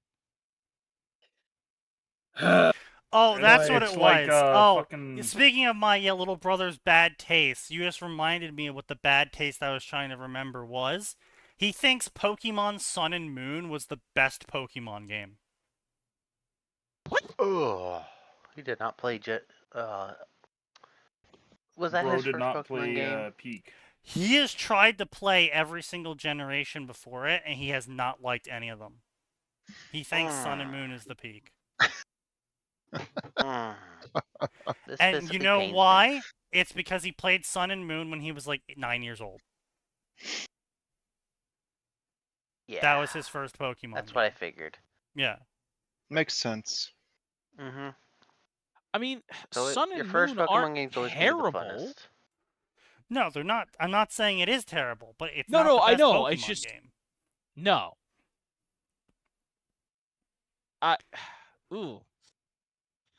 Heart Gold and Soul Silver are pretty good. Pretty good. Personally, Platinum. Platinum is solid. I'm biased towards fair. just the Ruby series. Emerald was Platinum, my favorite and then as a kid. Emerald is right behind it. And then I like Pikachu, therefore Pokemon Yellow. Die in a Fire. Yeah, understandable. Yeah. Damn. All right. Well, Nose, I guess I'm joining the fire with you. No, Max, no. I liked having the little Pikachu Ruby follow is me unironically my favorite because it's the one I put the most hours in. But Ruby is the one I have the most hours in. So I have a soft spot for Yellow because Gen 1 was nice. It was a lot more straightforward. It was pretty simple in how to do things. I used Earthquake on everything. Okay, Cynthia. So much. As long as you're not fighting a bird that can fly, Earthquake. If you are fighting a bird that can fly, Fire Blast. Oh, that's it. Deku. I played so many runs of Emerald. My solution to birds that fly was self-destruct. Oh, that's just evil. Go, Voltorb. Oh. Nuclear bomb! Voltorb was probably the first moment of like, I think I want to stop playing this game.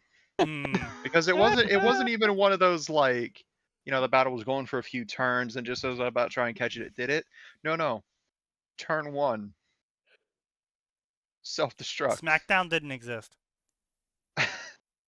Yeah. Also, nuclear bombs, you say? Plant. What's that? Shadow Wizard Money Gang? Yeah. Yeah, pretty much. But no, that fucking power plant in Gen 1. Oh, I hate that. That place was horrible. Plant. Why? Don't you enjoy the old ones that wanted to self-destruct? It was thirsted for like. Death.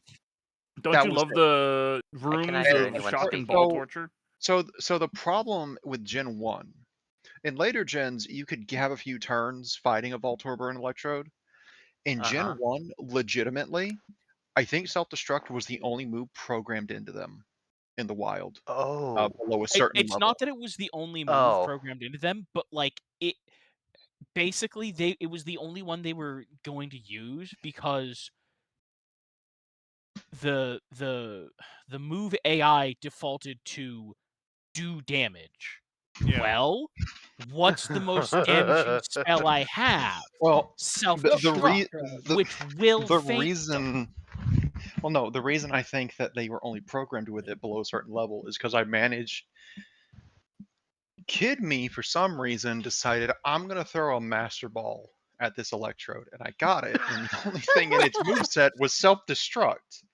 Naturally, I reset because I did not save after catching it. I just wanted to see. And that was the only move in its list. I'm like, oh. That explains so much. Maybe that's the problem. And the worst part, do you know why you go to the power plant, Aura? Zapdos? Yes. That was the only reason you were there, is Zapdos. And Zapdos isn't even what you want the Master Ball for. Master Ball is for can Mewtwo. you imagine, like, you're just chilling over there in Cerulean? Gray, no! Gray, what did he do? What did Gray do? Gray! Oh, goddamn. And not even for science, he just Gray. Gray, why? What a cruel man. Can you imagine though, like you're just chilling in Cerulean, you live there, and maybe you passed by this kid, maybe you knew he was heading for the power plant, but all of a sudden you just hear, and you're like, what the fuck? And you look outside and you see the power plant is just endlessly fucking exploding, and you're like, what the fuck is going on over there? And then God's largest lightning bolt comes down from the sky, and you're like, what do you mean he's fighting Zapdos? Such is life in the zone. And then later in the day, you see that same kid walk out of the Poke Center. A little singed, but alive. And you notice there's now an Ultra Ball on his belt. And you don't want to ask any questions. You don't want to know the answer, because that either means A, the power plant was powered by Zapdos and now you have to find a new power source, or B, there was just a Zapdos at your power plant and no one did anything about it. The power plant was abandoned. To be clear, it was an abandoned power plant because no, it was still operational. No, it wasn't. No, it's the abandoned power plant. I'm pretty sure it was abandoned, and it was partially because it was filled with Electrodes and Voltorbs. That all they did was self-destruct. You know what? Honestly, it would not surprise me if the hidden lore in that game is like, oh, why did the power plant get abandoned? Because it's the minefield from the Great War. Supposedly, they abandoned it because it was a power plant, and Zapdos was like, damn, this is great for me to sit down and, like, cuddle up in. I live here now. And they all just kind of went... He killed every legendary in Gen 1. Gray! Look, when you are playing a lot of JRPGs and you see the legendary birds, you're like, oh yeah, there's secret boss battles. and you Gray don't had an realize Onix, that a you... Venusaur, and a Nidoqueen. He only ran 3 Pokemon, and little did Gray know, it's a really solid 3-man set. Yeah, I was gonna say Gen that's a 1. super solid screen. That will just stomp the game. He might have trouble with all your Lance. bases. You have all your bases covered except for Dragon. No, so as far as we're aware about even the Lance is gonna have trouble lore, because Nidoqueen learns the Earthquake, and Onix is just a physical powerhouse in Gen 1. Oh my god, he got the Onix on Victory Road. Jesus Christ. That means Gray got to Victory Road with just Venusaur and Nidoqueen, which again, hey, all you need is solid Earthquake. setup. Yeah, that's insane. All right, well, according to... Kid Gray accidentally his way into a really solid 2 to 3 man setup in Gen 1. Yeah. I mean, that's basically what I ran with for, like, pretty much all my Pokemon Adventure is, like, 1 to 2 Pokemon that were just my go-tos. Also, apparently, there are unconfirmed rumors that Zapdos did that, or Voltorb did that because the devs were trolling you, so you would hard to complete the Pokedex. You know what? Believe it. I can believe it. I was gonna say I can believe it. The only way Abra. The only way to consistently get those bastards was to hit them with a paralyze and hope it procced, or hit them with a sleep and hope it procced. Or you're just doing the hold B mashup with an Ultra Ball thrown at them. Yeah.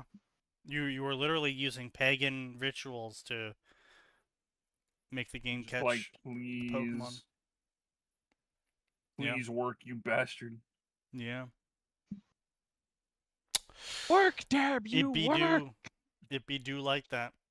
Remember, if you push the buttons in the right order, it's a guaranteed catch every time. If you enter the Konami code before the ball hits the Pokemon.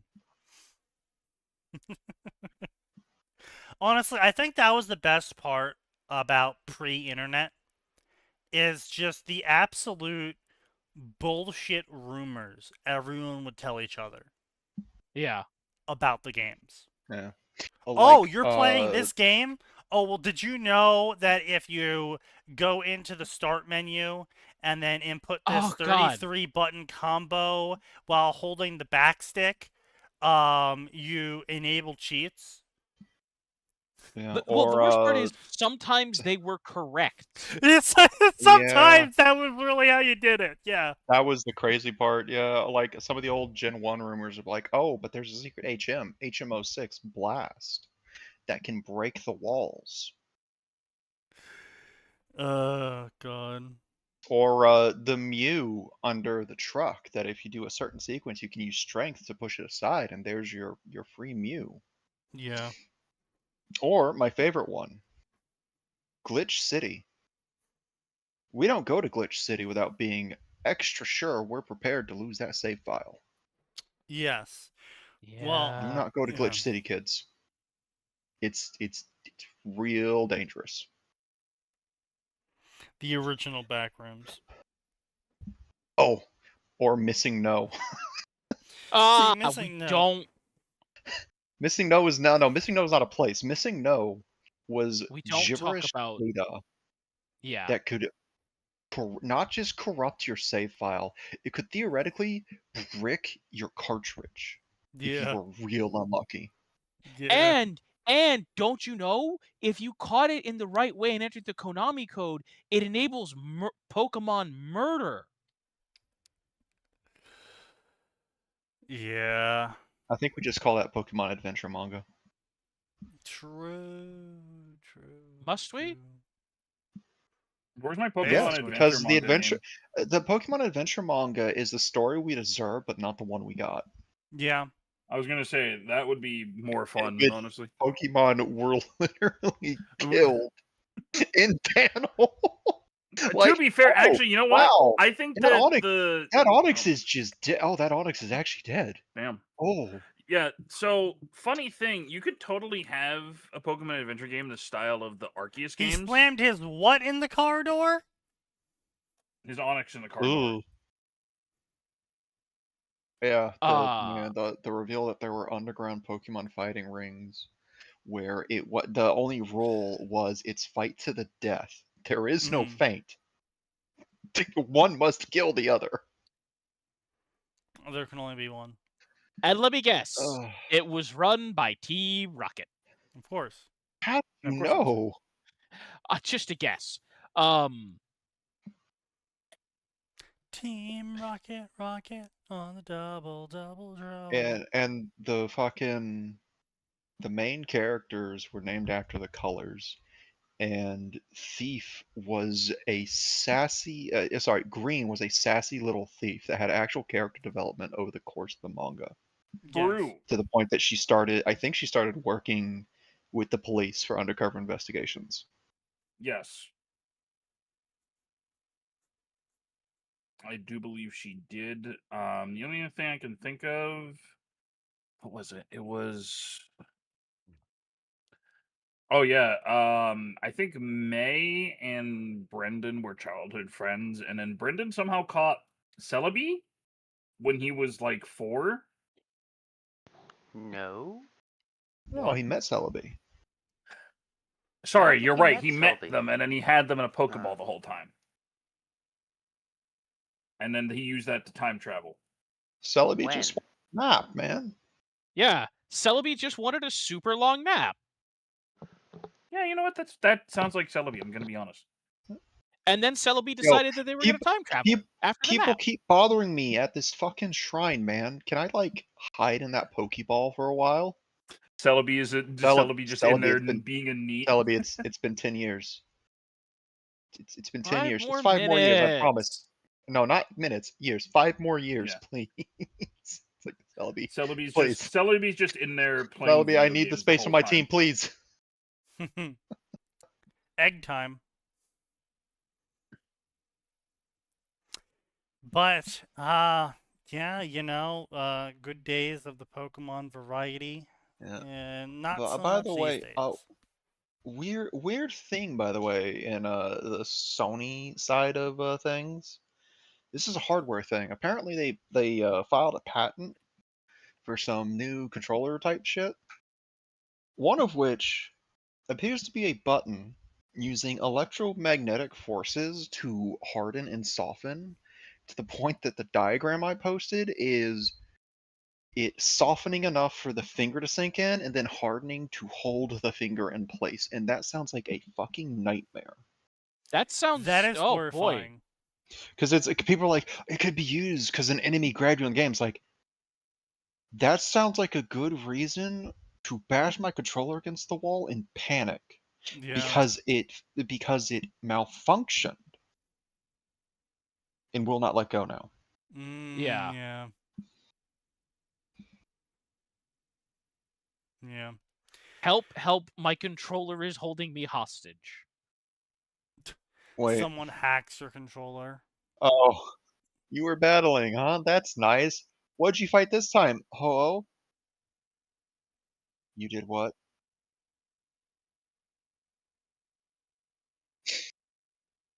Completely understandable reaction to being told so.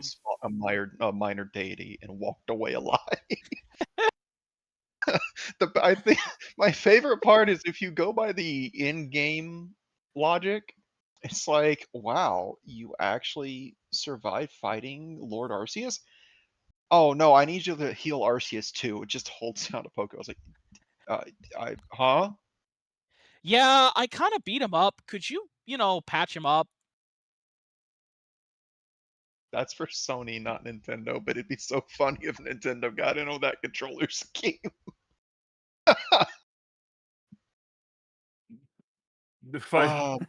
Having to fight Ho-Oh with like Arceus controls and Ho-Oh? Like, Ho-Oh. No. I'm thinking Tell of me Delibird, more about sorry. Tell me more about this mystical scion of Pokemon. Ho. The great and mighty Hostess Company. I was gonna make a Santa Claus joke, but that kind of threw me off guard.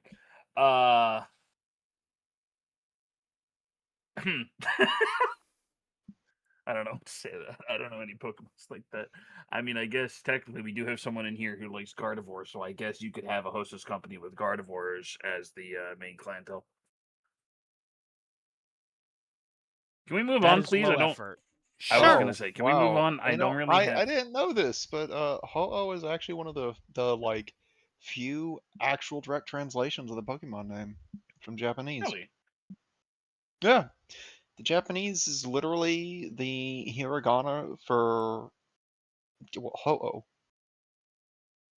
That I'm not used to that. I'm used to them being like kind of creative. Oh, Celebi also falls in that apparently. Huh. As does Lugia. That I'm not used to this. Huh. Okay, there we go. Tyranitar was translated from Bongiris. What? You heard me.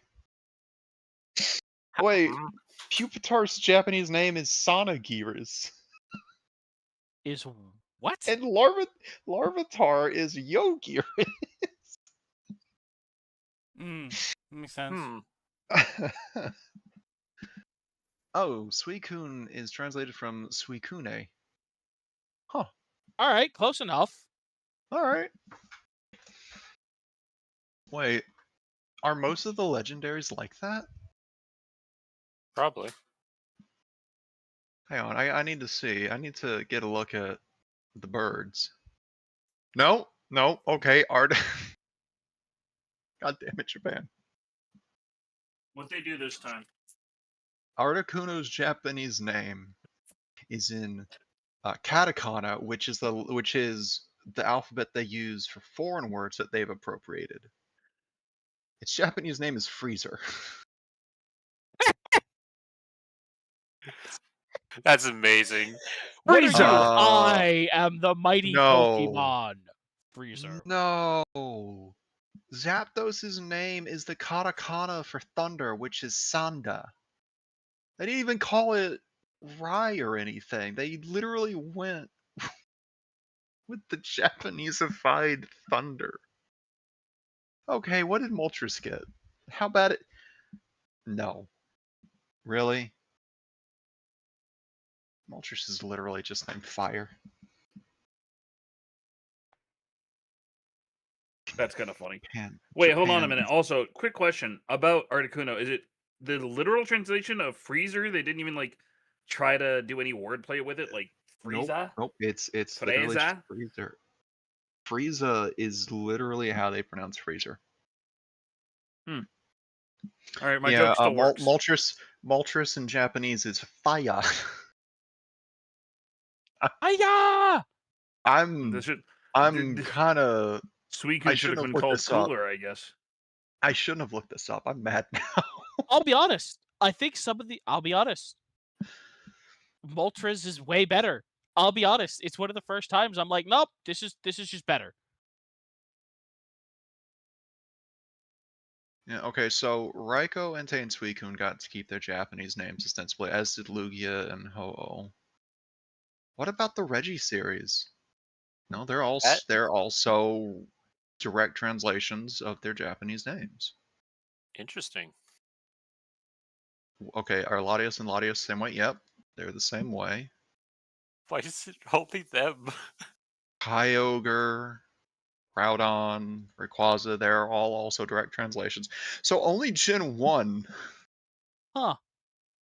Only Gen 1 had to be Mewtwo is Mewtwo, which can be literally translated to Mewtwo. Alright. Because I don't... No, they have a sound for 2. Why'd they use Mewtwo then? That might be some Japanese wordplay. Oh, okay. Mesprit is actually Emrit from Gen 4, the Platinum. Like Azelf is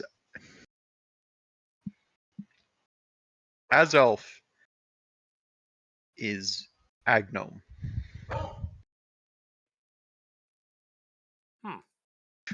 Romanized as a gnome. Never trust a gnome. Alright, Dialga's fine, Palkia's fine, Giratina's probably... Yeah, Giratina's fine. Whose dog is that? That is my dog. I don't know what he's barking at. Heatron is also fine. If Regigigas is... Yeah, Regigigas is exactly what I thought. Did they just call it... What'd they call it? Regigigas. Oh, that's it. Yep. Yes. I completely forgot about these because this is when I hopped out of Pokemon. I was done after Sun and Moon. So I no longer recognize these. Huh. Galgos?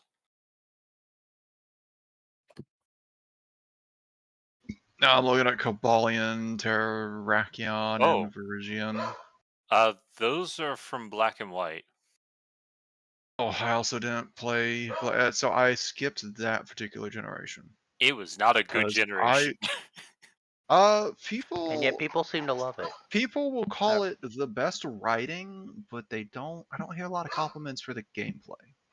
Yeah, the story was really good. Though I can't say anything on Black and White 2.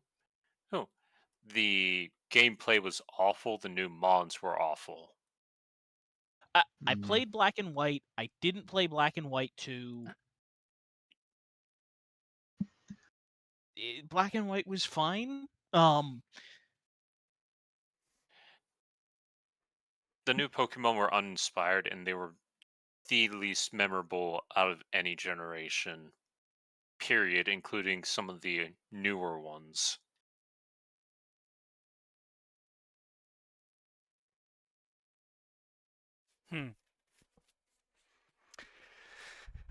Well, what was Cosmog? Cosmog was also Cosmog. Cosmog evolves into Cosmog. Which was actually translated from Cosmovum. Interesting. Wait, no. Why? Okay, someone romanized this incorrectly because the characters are literally Kozumomu.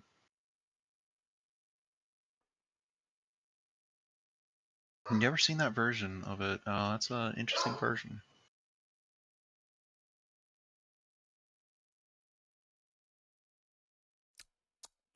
Anyway, let's see what we have here that we can wrap up the night with. What can we close out the night on?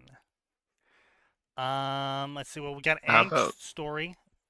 You sure you don't want the Japanese name for Eternatus? Is it Eternatus? Eternatus? No, it's Mugandina. Oh. Which I think translates... That probably directly translates to eternity, because Mugen I know is infinite.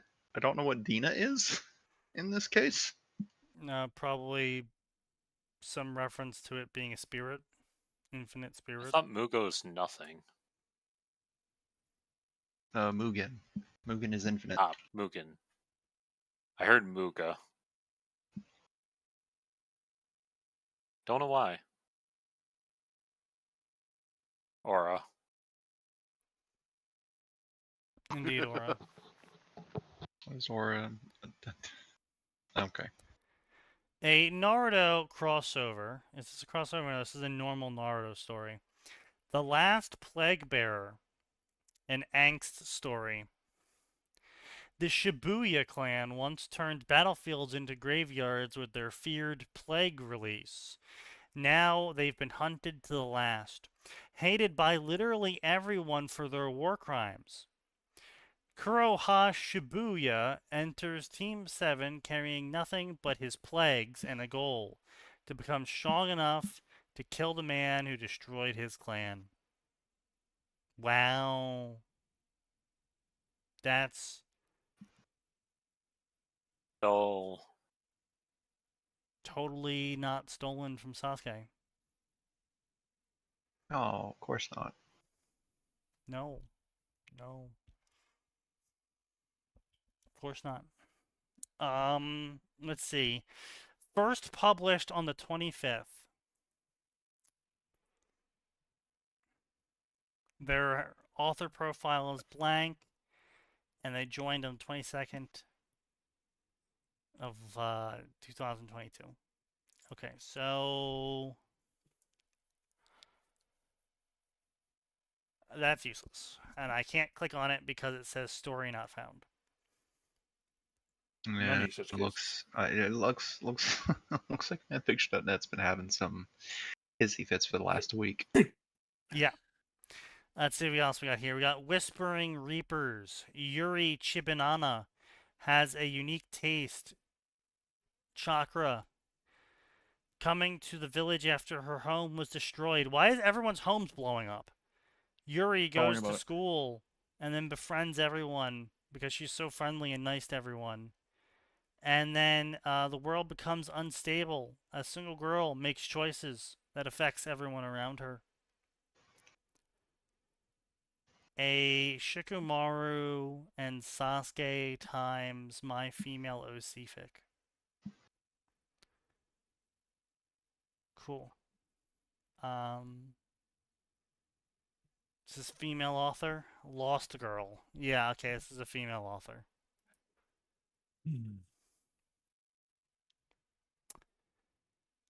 I am here to make you laugh or cry. If I'm lucky, I will do both. My hobbies include cats, mac and cheese without looking at the instructions, and walking around. I dislike cleaning up, and ducks. Oh man, this is big Quirkish Chungus millennial. Joined Was 2015. the tip-off that Oh, I thought the tip-off was that apparently one of their hobbies is juggling with fire. Yeah. I have 3 cats. Of course you are a crazy cat woman.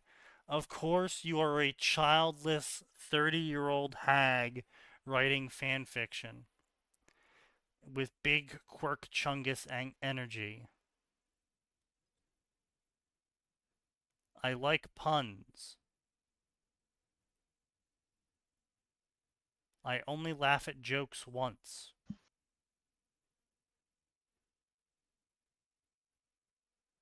What a sad life.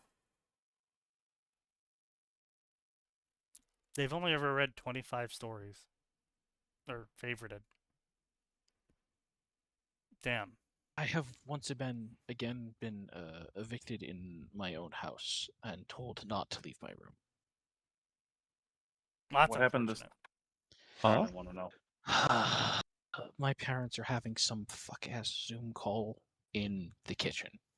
Oh, obviously. So, no food for me.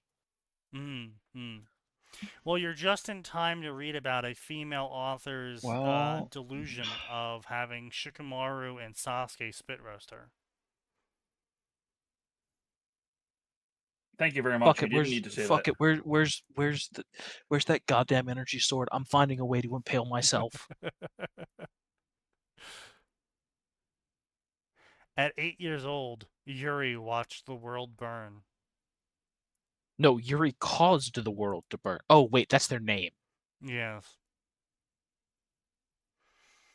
12 years after the first Shinobi War, a young boy grows up in Konoha and then everything explodes. As it is Ice wont to release do. MC. Well, young men do tend to explode quite frequently in Konoha. God, these are so awful. Not everyone can be a good demo man, it seems.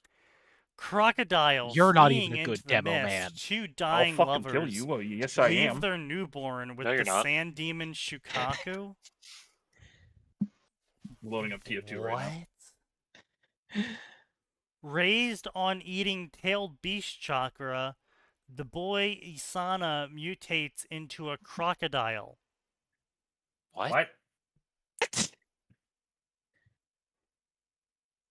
Also, I appreciate the collective what from chat.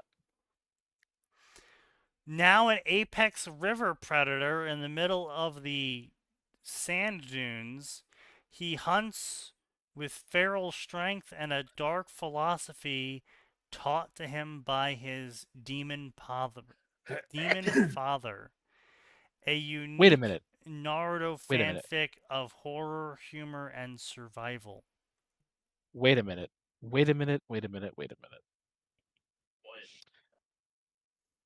Is this just someone who's doing a shitty version of Killer Croc in Naruto?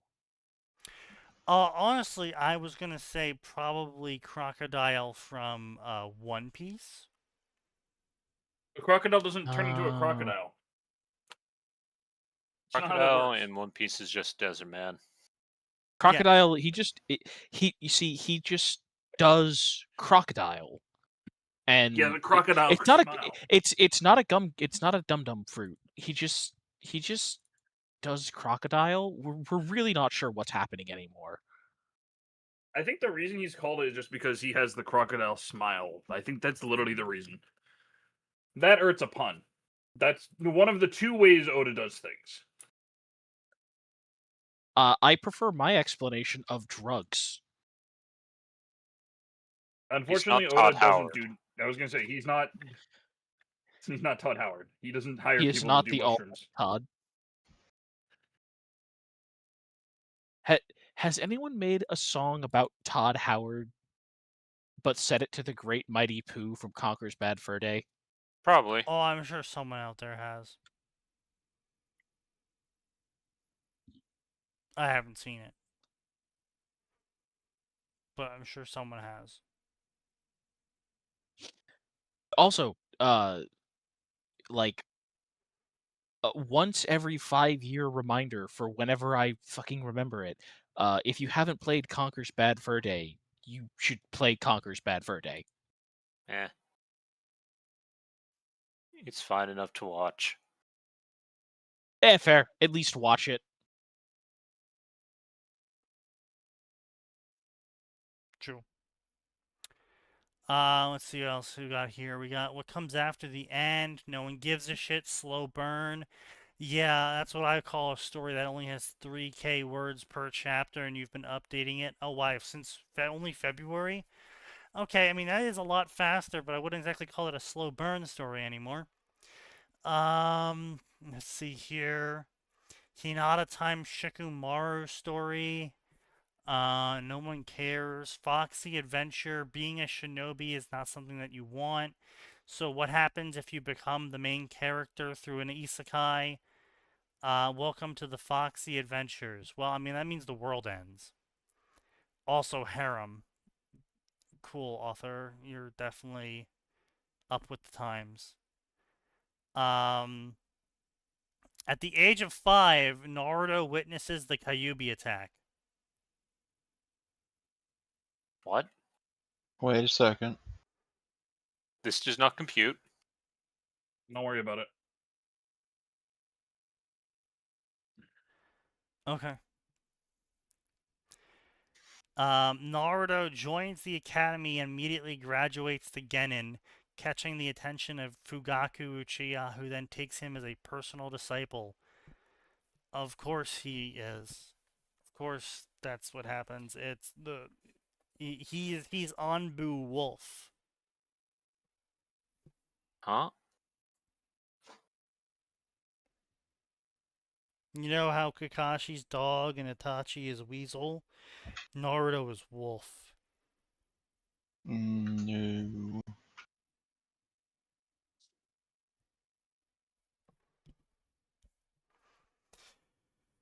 Oh boy, this is just Naruto fresh start. This is not written by AI.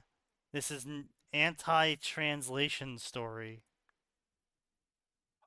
Oh, you know what? I forget what. There was some story I was reading, and I kept waffling back and forth between it being AI and not, because like they kept having some like not this but that things, but then they would have sections where it would have like, you know, regular dialogue and stuff, and I thought, all right, maybe it's some AI assistance or whatever.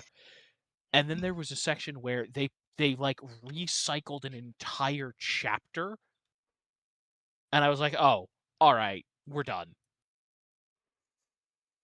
I was like 10 chapters. I'm like, how dare you waste this much of my time?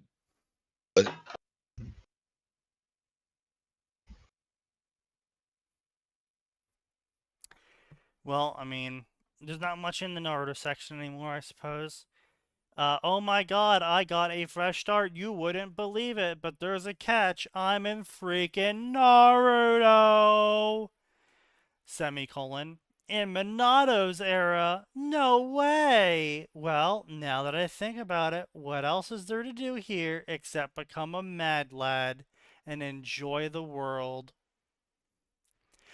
Patreon. Bro tries to put his Patreon link on everything. I love how he says he's anti-AI, except both his author profile and his story cover are both AI-generated pictures. It's only AI when it comes to stories. Pictures don't count because I can't draw to the author. Obviously, yeah. Wow, okay, yeah, by the way, the opening fucking line has an AI M dash.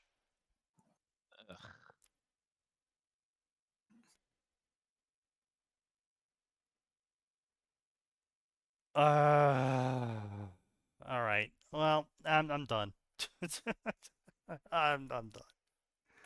We've gotten to the point where fan fiction authors are advertising that they're not AI, and the author couldn't even be fucked enough to not use AI in the opening sentence. All they had to do this is going to become was not use AI. That's what the show's going to be now. It's going to be AI hunters. We look for stories that are clearly supposed to be not AI and they're actually AI. Sure. That's just disappointing.